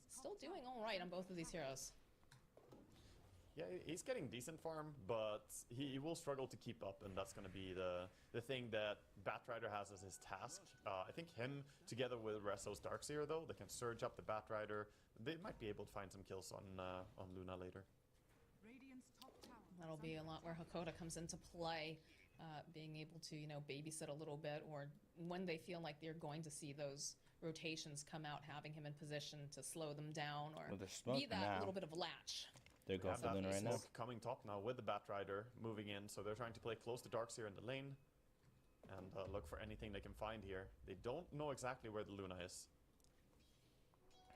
They do have a ward over on the eye spot, but they do know Yamich is nearby. Nisha is going to farm up some of these creeps, and yeah, useless smoke. see that GPK's over in the mid lane. He's found himself a puppy. Doesn't quite do enough damage though, so close gonna just walk. Yeah, the magic stick saves him as well. He stays alive. Gotta watch out for this Tiny with Tumblr's toy. That's a scary one. Yeah, he's hunting too. He still wants him. He still wants him for sure. Yeah, look at this. There it is. There's the avalanche, and that's a dead puppy. Puppy's died a few times now, just staying too long. Just take you in and get out. Okay, Yamich is running forward here, Nisha. It is. They have the glimpse. They're going to bring him right back, but there it is. There's the lasso coming out from Nisha. But there's a lot of damage being dumped here. As they also have the tombstone, but they'll still dropped manage it to get on the him. kill on Yamich. Oh, if they kill GPK now in GPK, for that's trouble, bad. Taking That's a bad. lot of damage here from that And shrapnel, he'll from get the 200 clicks. for the tombstone. A good response and rotation to seeing their Batrider get pounced upon. Fantastic, really fast Great TP, and play Nisha by gets that Secret. clutch lasso on the Tiny as he got glimpsed back they're as gonna well. push this Because lane of that, in, but he doesn't immediately die, and combining this look how fast that tower goes down. People just can't move. Like, you have no turn rate, you have no move speed. You're just struggling to get out of there. Yeah, this feels like a potentially, like, I understand with the Tiny, you know, the idea of being Luna, able to they blink gotta into the jump on back Luna. line, She's out of trying control. to, you know, blow She's up the sniper, 1500 ahead. but it is a pretty difficult game for him to be able to move half the time. When Just she's really ready to fight, she's gonna hiding. come in and Is this a smash. 6-stack The on Darkseer Ancients? does That's count. a 6-stack that he has gone up Oh to my now. god. They have been stacking Ancients on both sides. Darkseer was farming the Radiant ones a little bit, but look at Luna now. Oh, That is Luna is gonna actually, hit that I believe, 6, right? Yeah. It's a big juicy stack, really got that's for 1,000. sure. Coda gonna be able to help make it more efficient for Ramses to take these creeps. Of all 4 points in those Moonglaives, so they're gonna be bouncing around quite a bit, and that is a huge Yeah, it's gonna inflection take of a long cash. time, but it doesn't Yeah, matter. Luna It's so starting much gold. out farming this at 450 gold. We'll see exactly how much she's gonna get from all this, but this is a lot of cash, and they're rightfully playing in the area now, keeping GPK around as well to shield against any invasion here. Just losing this stack would be a game-breaking level. Yeah, look how impact, long it's so taking. I mean, it's they're been 40 protecting it. seconds already. She's gonna get a lot Take for his it, man. own It's little probably stack worth here it, to the but- side, but yeah, look at all of this gold. It's gonna make this BKB come online a lot faster. They A want little bit of a disruptor. poke over on Hakoda. GPK is nearby though, so if they go for this play, they'll go for the Witch Doctor and they'll be able to find the kill. But they'll turn back around now. Nisha forced Got him. away. Yamich is taking too much damage. He'll kill the Undying. And now they were GPK is thinking forced about it. back. Does not have the rest of the backup that he needs. They just really don't Especially seem to the care about this tombstone right there. tombstone either. He should Yeah, still I was farm me surprised a to see minute later. Even Ramsey's running over there to try and help whatever he can. He was busy farming the stack, of course, but he went over there attempting to do what he can to help his team. And after finishing that Ancients, that was 1,000 gold that he got from farming the entire Ancient stack. So quite a bit of gold. He has now his Ogre Club coming out, and like you said, he's closer towards that BKB. Yeah, it's almost 2k now. I had a sniper. One hero that we haven't seen much of is Beastmaster's just farming bottom and having a pretty free game. I mean, Okay, with Blink it's pretty Dagger. free, but his net worth isn't really. Rezo still has more. Do seem to be But he is making taking- this if he takes tier rotation 2 down to though. the bottom area. They see Zayats. Zayats, but okay, there's gonna be the Batrider teleporting in. Jump forward, the toss into the Oh, roar. they But got there it is, DM the though. lasso from Nisha. They'll still be able to get the kill on Zayats. Puppy though coming in. The cast bounces are a nice DM, taking so much Oh, if damage. they He's gonna kill end up GPK too, dying though. now. GPK Uh-oh. is trying to get away. They Ramsey's still have there, that but he little doesn't bit of really have vision health. on him. Not sure here. He's definitely taking those ticks from Maledict quite seriously, but does have a salve. It's gonna be all right as now Hakoda running I don't for know his why life. he They didn't search do a that Puppy. on, Puppy does have a cask. On but GPK. he's gonna back off as well. A little bit of a glimpse back. Looks like they're just Don't think kind of Luna wants poking. to fight it. She's too low HP. She doesn't want to engage. They do get the glimpse back, but Luna is like, nah, I'm half HP. I just want to keep hitting my jungle creeps. Secret over and over have good reactions to when someone goes too close under tower. And VP have to be very careful about making these aggressive moves right under the tower because of sniper slow, because of shrapnel paired up with sticky napalm, and also just the chase ability that Secret have. The surge is really, really good for catching people. Wow, look at that bad. We did see that the wall of replica did get dropped bottom, so that is something that's going to be on cooldown for a little bit. But I'm sure Secret more than happy to just continue farming, Luna, get these items online for Crystallis. Rams is getting huge. Let's have the Maelstrom, and we'll be working towards that Dragon Lance. Everyone else is pretty broke. Over here to Yamich. Like, look at that Crystal Puppy damage. closing in the gap. I don't even know if he's needed here, honestly. All right, you know, he helped. Yeah, they have really good long-range damage on the side of Secret that's like non-committal in a way, whereas over on VP, they kind of have to get closer and personal, especially with Tiny. Beastmaster as well kind of has to get a little bit close to make moves. I like this move by Secret. They're understanding Luna is getting too much farm in the Ancient area, so they're going in, trying to find her, but she is wisely sitting back. Ramses. Yeah, she's not done. Falling for it. She knows what she's doing. I'm sure he realizes something's up. He hasn't seen a couple of these heroes in a while, and he was being visible in the bottom lane, so now is the time to back off. And again, I like the way that VP, they've kind of been playing closely together. They've been protecting, they've been stacking. I like to see it, but at the same time, Crystallis has been just hitting creeps. Again, not farming quite as fast as the Luna, but still getting what he needs. Oh, the mid lane, that's a quick pick off on Puppy. Yeah, they're making good use of the Hawks. When you have vision provided by Beastmaster like this is the reason he can get these pickoffs. He knows he can burst the Witch Doctor anytime he sees him, and now it was pinged out by Witch Doctor vision here, but you can't ever be sure. Is it a ward? Is it a Hawk? And it's really annoying to play against. Feel like they're getting okay. The jump forward here from GPK. He sees Resolution. The Static Storm's going to get dropped, but looks like Res will be able to wall. Oh, gets dragged right back in again. There's the lasso over onto GPK plus that wall that we talked about. Bit of a roar over onto Zayats, but not quite enough damage to finish off this. They're gonna Delta split now. Cass gets dropped by Puppy. 250 injection just for that. He was thinking about going for this. Gonna use the dust. Looks like DM's gonna just teleport out. He doesn't want to be here any longer. Yamish, you've already popped the flesh golem, is gonna use that pig pole to get out. They're getting such good value from the Iron Shell in this game. They're just putting Iron Shell over on the Batrider, over on the Nyx, and whenever they run close to enemy heroes, like Nyx normally struggles a little bit with having sufficient damage to kill stuff on his own or threaten, but with Iron Shell, he really packs a punch. This is going to come down to a one-man show. It's going to be Ramses versus the world. How close he can play to the farm. GPK, Beastmaster, they're going to help and push and split up the fights. But it's really just going to come down to Luna. Until he's able to get that BKB. And if they can kill Crystallis, if they can kill Sniper. But again, Secret, just the way that they're moving around the map, the way they're putting down this aggression, and simultaneously letting Crystallis get this farm. It's proving to be a bit of an issue now for them. Yeah, they're gonna be the first ones to siege up an offlane tower here. Gonna get the dire offlane bottom tower. But they're trying to go for the same thing on VP, but just a Batrider is probably sufficient to defend top. Yeah, there's no way. Doubt that they can really go push without using Luna. But they do already have that tier 2 on bottom. Game right VP now. 8-0-2, almost has the BKB completed. He's got those boots to travel. So Secret breaking that up, pushing that lane now gives them a little breathing space down there. This is a very scary bat. That Beastmaster can't just run down there. The hero to look at for Team Secret. They need Nisha to have big impact, and he's been really delivering so far, and that's before he gets the BKB. Once he has BKB, it's much more comfortable how you're going to play against Tiny, against Disruptor, even against the possibility of Eclipse. BKB up. So looking for him to get extra aggressive when he gets that as well. It's actually okay, because Crystallis is going to be physical damage, right? So that kind of takes out the Batrider.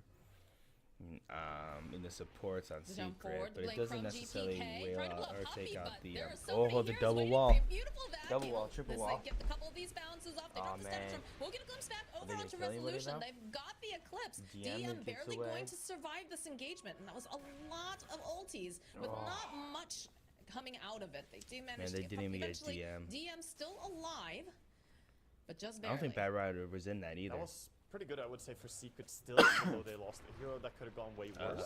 Oh, all right. They'll finally get Zayas. Do get the Lunar Beam over onto Nisha. It's popping the Firefly. Still has the lasso. I'm not really greedy when you get Blink Tiny, right? You have to respect that. GPK is just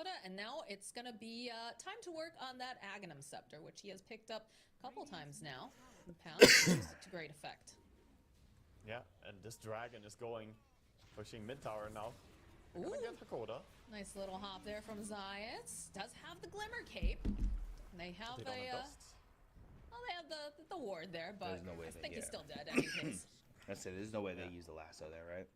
And that's something neat that I feel like is good to mention, right? We talked about in the past when you see like different drafts, one of those extra elements is making sure that you have something that's going to keep the supports even poor. And in some cases, you know, it's going to be something like a Nyx Assassin where you have to buy detection, you have to buy sentries, all of these things that are going to keep your supports from being able to get those other items quickly, especially in the case of this Disruptor, right? He wants to go for Undying the is pretty rich for a Scepter, support, but though. if he's I mean, going to he's have our to buy all 6K. this detection, it is going to slow him down.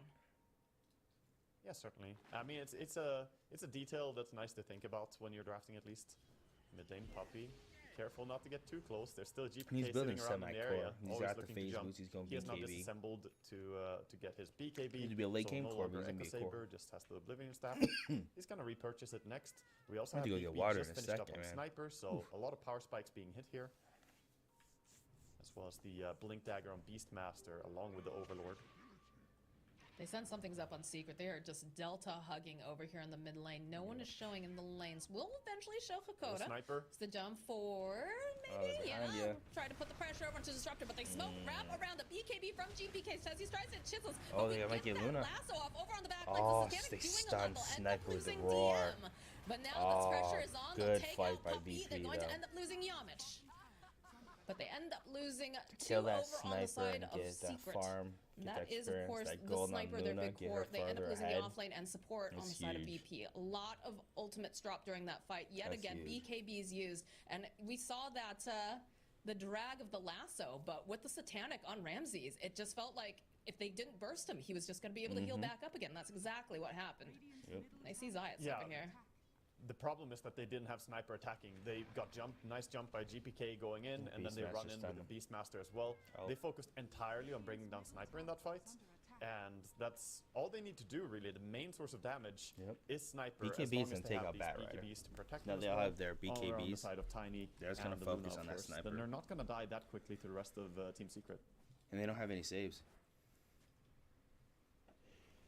Correctly identifying this, we even see Yamich on his Undying, by the way, going for drums into BKB. Zayat's poking a bit at Hakoda. They did have the sentry down. Thinking about maybe putting a little bit more pressure. GPK linking forward over onto both the supports. Oh, man. Following up with a static storm over onto Zayat's. A little bit of a hit. That is another kill now for Ramses.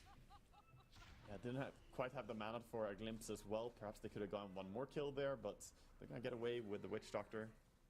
Still good for VP though. They want to go up. They have They're under Argon vision. They see Sniper. They do see Sniper. He's gonna use the BKB Puppy. There's gonna be a buyback now from Zayat. The Voodoo Switcheroo coming into play. Not gonna be able to quite finish him off as they go, and they Oh drop my the God. wall. Puppy still Satanic will end BKB. up falling. DM over on the back line though. Go in for the roar play. Still going to end up Might kill dying. Coda getting GPK, clicked though. down by Crystal. GPK now on the run as Nisha finding himself another kill over onto Oh, Yamish. the blink. Oh my god, that fight. They're still chasing top actually. They are. They're chasing I'm not GPK as thinking- well. They want this. Good avalanche over onto He's Nisha. gonna die. GPK turning back around. Gets a Ooh. couple hits over onto Nisha. Uh-oh. Looks like He's Luna's dead. out of harm's way, but the toss, they'll get the Wow. backrider, but they will eventually end up losing GPK. I'm not sure if it was As- caught on the observer stream there, but Oh, wait, Ramses. he uses Eclipse. Okay, that's Yeah. not gonna hit anyone. Nope. Resso No, just it's runs not. away, and a tip comes out from Ramses to Resso as it gives him the normal punch and runs. We saw a Ravage in that fight, by the way. Zayat, after his buyback, got a 3-man impale on this Nyx, showing exactly why his Nyx is so fearsome. Here on the right side, after they initiate, they go on him, and the buyback came out from Nyx. He runs from the tier 2 tower mid, and look at the stun in the bottom right corner. We see it a little bit covered, sadly, by the current in-game, but lands a 3-man stun, and Sniper yeah, you able can't really to just see keep it. attacking stuff here. I didn't even see that last fight. Very nicely played. And again, we do have the position for Nisha just having too rather, much fun position playing four with and GPK five right on, there. He should just each went back team and playing we some let, very comfortable picks. Sniper We've got- push it off. What is this? His Finish 8th it off. game of Nyx Assassin now on Zayat? I believe so, yeah, I believe. And Hakoda, of course, on that disruptor, just And showing, Rezo had that. There's no showing way us reason to how go to up play there. these heroes and pushing them to the limits and how to line up all of your abilities. Both teams trying to play close to each other here as Secret. I think they recognize that Mjolnir right now and, VP are Sniper. very, very It's a lot scary of for the damage coming sniper, so they out. have to sit around and babysit him. And they need to perhaps get this D. Oh yeah, they have a gem on Batrider. He's gonna get this ward finally. That deep ward has been very crucial for VP's gameplay. Yeah, last fight was all because of that. VP's still up by about 2k, but it feels like these fights, I feel like they should be going a little bit better for them, except for the fact that Secret, just their responses are so fast. They're like lightning breakneck speed. The way that they immediately collapse, they go for the buybacks, they find these angles. That's what happens when you have What do they need to do differently? Because I feel like we watched He's been every GPK TI jump since on TI 's been a Sniper, thing. but he wasn't able to burst him down. He wasn't able to do enough because he had they're that pushing tier three BKB. bombs, So how do they... Bottom. This dragon split pushing, they have to go back home. Sorry, right now they're trying to stay grouped, but they're gonna have to send someone bottom because of Beastmaster just doing this. The dragon is forcing someone, and then they make a smoke. This is huge. That's Says they're forcing them all back home. Next Oh, and they assassin see gonna break the Sniper, too. smoke. They'll start off with the death ward, and just Yamich is instantly dead. But that static storm dropped over the back wall line. on the But back the end. wall plus the lasso Oh, over he didn't get onto the DM. Luna. When you DM's kill not everyone the else, last no one's mentioned pushing. before, but They're gonna lose they to tier lost 3 so bottom. many. Coda next to fall. As now What Ramses does and bottom look GPK, like? Go they're bottom. forced to leave. They have no support I wanna see left a tier on this 3. board. The high ground ward and sentry by Secret. They stood in a good position. They realized exactly what was happening. And in the end, the Great fight dragon by Secret, has then not rush off taken of bottom it. tower yet because he started running towards the fight, thinking there would be a fight, but VP just got absolutely clapped by the sniper in his positioning there. And now they get a double damage outside of the Roche pit, so things Yeah, are but I turning want up to see the pretty health nicely back for the tier side 3 of though. Tier Secret. 3 tiles gotta be almost Now gone, we see a right? replay here again of how they go in. I thought and Sniper this was high ground screwed ward here. and This is a great sentry. play by Puppy going Look straight at for death the wards. all on him. Even though they dropped the Rezo tombstone, doesn't really matter. in the back with the wall, breaking up the fight. Keeping the cores away from him. As well. In the game, we Sure, see now Gio that get GPK and you don't immortality get has been given to Sniper, and now I think Secret feeling really confident. Ramses, but The game was to get quite even, Rush, and overall, you pick 3, you defend it your felt like tier VP 3 is perhaps getting were in a pushed. little bit more of the driver's seat, but now with this Aegis, Sniper's like they 800 can't behind threaten Luna. Crystallis You're as happy with it, much. you take it. And wouldn't be surprised to see Secret start wanting to get more of the cake here and advance onto the map a little bit more. They've been very much on the back foot, but with the Aegis in hand, they can start contesting the jungles a little bit more. You can see that the Sniper is now starting to catch Look up at that to attack the speed. Luna after a couple disastrous fights. I have a question though. What's going wrong in these fights for the side of Virtus Pro? Because that we talked about, this is the time. This is looking really good. They have to send someone home. Their focus is not necessarily in the form of being defensive. They still but have the team fight. What exactly is happening? Because it seems like these supports just immediately get blown up, and then both of the cores, West Side should they have have the to team run. fight. They can't do anything. The move was unfortunate because they probably expected someone already to be going home. Since they were pushing so hard on bottom, they went for that smoke play, but secretly stayed together. They didn't even flinch at bottom tier 2 or tier 3 almost going down. So yeah, they almost lost that tier 3 tower, but they stayed together and they were ready for the move that VP were making. So Secret, they had a correct read on what was happening.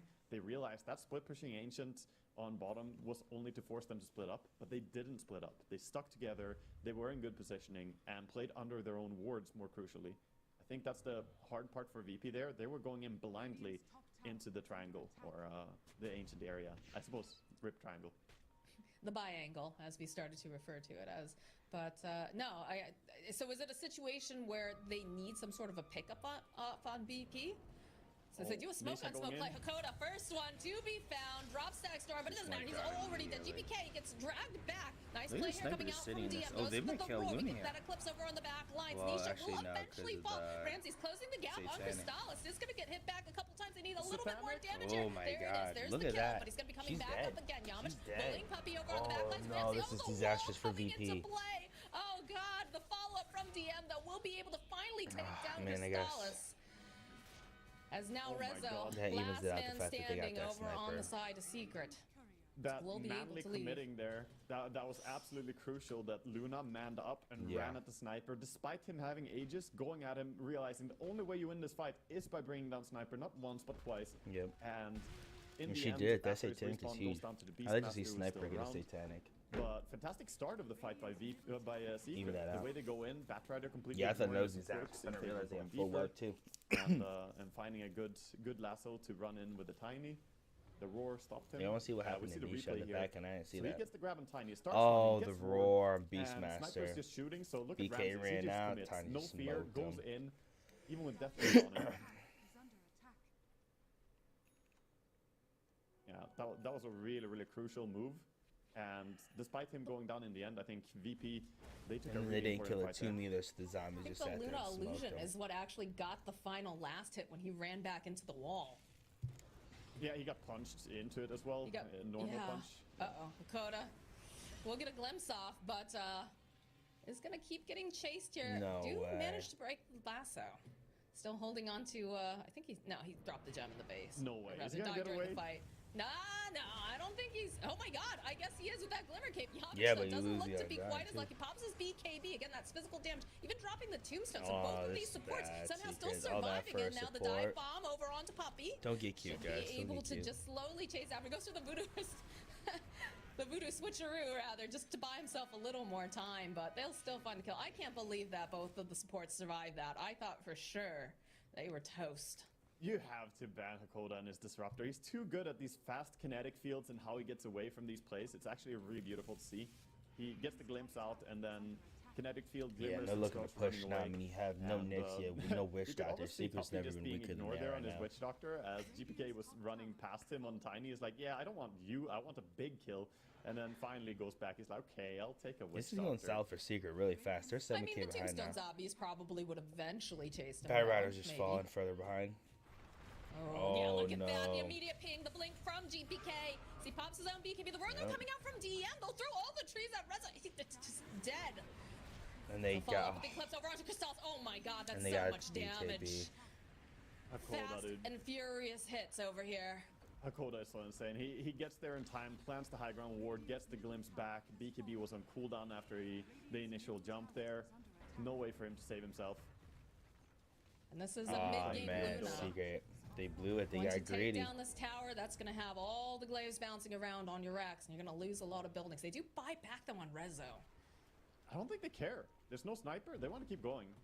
If they don't have sniper, they will that keep was such sieging a here with throw. Luna. She has full Daedalus. Her damage is really high. Waiting for creep wave, then she's committing again.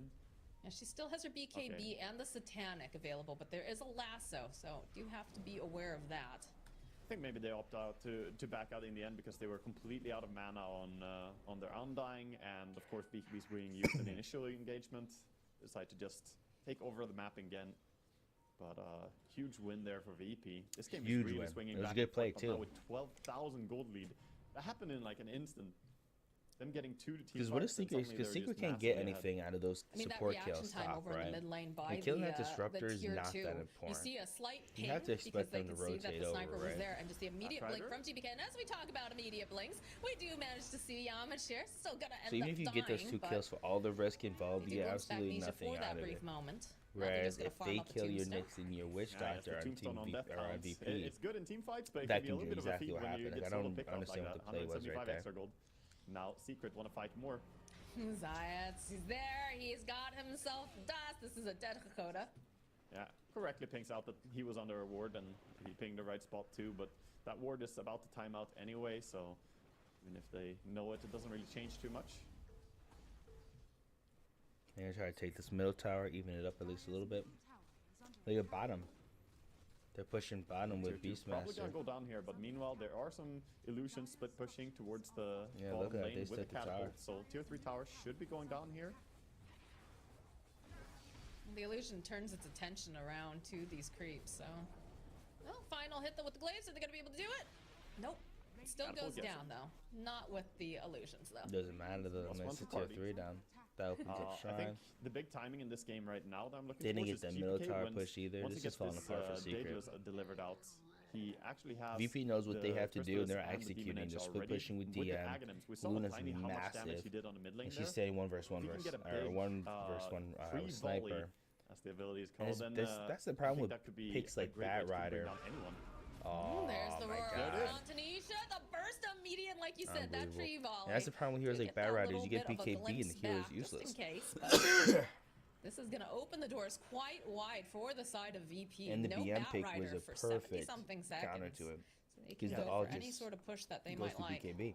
he bought out the He's Octarine too, useless. so he doesn't have buyback. He's 150 gold off buyback because of that greedy play. Now, I think they're gonna go high ground, and once Luna gets to your high ground, can't it's very believe hard VP to won this. prevent her from taking thought all the Secret base. had it.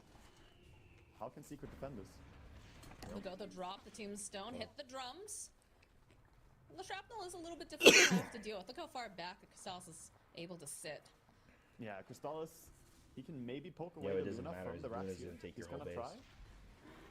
All right, they'll get this down over onto Ramsey. The follow-up, though, was it a bit of a Oh, bait? they Ramsey, got they're trying to keep him Luna. alive, but no, they're not going to be Wow, able that's to. So they huge. did a nice vacuum back over onto Hakoda. They popped those BKBs, but they still end up managing to take that half Rax. As now Man. the rest of the team backing off after Luna gets That's worth it absolutely probably, but blown wow. up. That was Zayat's again, by the way. The Nyx Assassin with a big play. One downside playing Luna, those glaives bouncing around. Zayat turned it against him. He used the Spike Carapace when he walked in, immediately stunned the Luna, gets the chain stun with the Impale, and she just goes down. That's too long stun duration. That's right, they win that fight. Yes, Dakota, they get the lasso back over onto Yamish. Yamish getting dragged, Rezo with the Oh, punch. wow. They'll lose Dakota, they'll end up losing Yamish. Anisha popping that BKB during that, too. No Roche yet. So close. Yeah, I mean, Perhaps he has thinking there were Octarine. more there. Yeah, he has Octarine. Better to play it safe. That was a big enough engagement that use your BKB. It's 2 kills. If you get those 2 kills, suddenly 3 people are dead on VP. Roche is Yeah. not up yet. I think It's Secrets, close. they want to force buybacks. Going towards mid. They scan over in the pit. They know that There it that's is. where they have their eyes. Roche They'll is send up over and Luna's Hawk. down for 30. Look at bottom though. The Ancient is back. Wants the melee racks. It's the beautiful ancient ice shaman. Yeah, with an ice fire bomb. Roche is up now and they're starting to take it. I mean, I guess They this is know what that the it's there. boosted The trial was GPK going to be looking, for. checking, make sure they don't have any vision. Goes Oh, with the no. blink BKB. Look at that Oh avalanche. Look at my that damage from the tree God. volley. Oh my god, it's a double kill so quickly. Wow. True hit and run coming out from the side of GPK. Buyback now from the Undying. I don't think they're going to be able to get there in time. They're thinking about it. They're running as fast as they can. Yamich, he's popped. Doesn't even pop the drums yet. Ghost drops the tombstone. Tries to get in there quickly. DM going for the war, but they have the Lotus and the BKB. Turn back around. Puppy putting out the damage with that Death Ward. Voodoo True buying him just a little bit more time. Wow. It's still going to be What an Crystallis with the insane Aegis, but Puppy passes a Lincoln's and a Lotus all over on his sniper and allows him to survive the roar and TP out. I What? wondered how he survived that. How do you have a Lincoln there's a reason this and guy a has been at Lotus? every TI. Puppy's a monster He for wants that. to get to this TI as well, let me had tell no you. idea He's how you doing survived. I everything was he trying can to here. figure it out. All right, well, have the Aegis on the sniper. We lost Rezo and Puppy They for it. forced out the You still buyback on the defend Undying. it, but they're for probably a going to little take bit of a that bottom smoke play rack. with That rack is Nisha gone. I don't and think he Zayat. tried to They know defend it. that GPK has been hunting, pushing bottom. The rest of the team, though, is grouped up.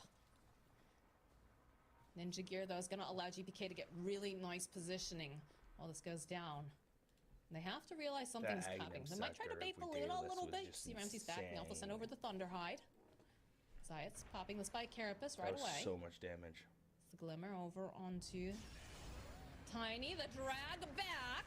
They need to get there really quickly. They're doing so much damage though with this sniper. Yamish trying to save him. Not going to be able to do That's it. As they do big. manage to finish off the racks, but they'll end up losing this They Undying. lose the racks, to so they boot. got to punch back. Yeah, that's a lot of gold going over the way of Secret and That's a Undying. ton does of not gold. have buyback, dead for 100 seconds. Still a long death timer on I Tiny hate to- as well. I hate to be Long a enough for herald here, Secret but to this now is where make you a just move. run They up smoke mid. up immediately. There's even a DD rune top. They Force see it with the buyback, reward. something. So this is a really strong timing they're gonna hit. VP though, they want to sit around. They want to try and catch anyone who's alone. Perhaps Darkseer? Look at the way VP is like playing so tightly together here. They know they're in a Back bad off spot. Again, double damage over. And that was on like an Crystallis. 8-9k Still swing holding towards on to that Secret, Aegis for even another with the 3 racks being minutes. taken. They lost the gem during that fight too, so it's gonna mean that the support is gonna be a little bit poor, but we do see the gold starting to amount over on Disruptor. Sniper now with a Tower, DD though? rune starting to siege. Yep. This is a really fast damage. They're trying not to split with the Beastmaster again, going for mid. They do not want to fight without their Undying as well as their Tiny. And I don't think they can get forced to buy back because they still have Oh, they're their going to tier end twos it. on the side lanes. They Look at wanna him go going through, for they the wanna force it. I like the call. I like it. Sticking You around know with you Secret, can't ignoring the necessarily racks, win going the for tier late 4 game. towers. You got 20 seconds. Force him to This is a respond. calculated Force play him here. back. You It's a have risky one, Aegis. though.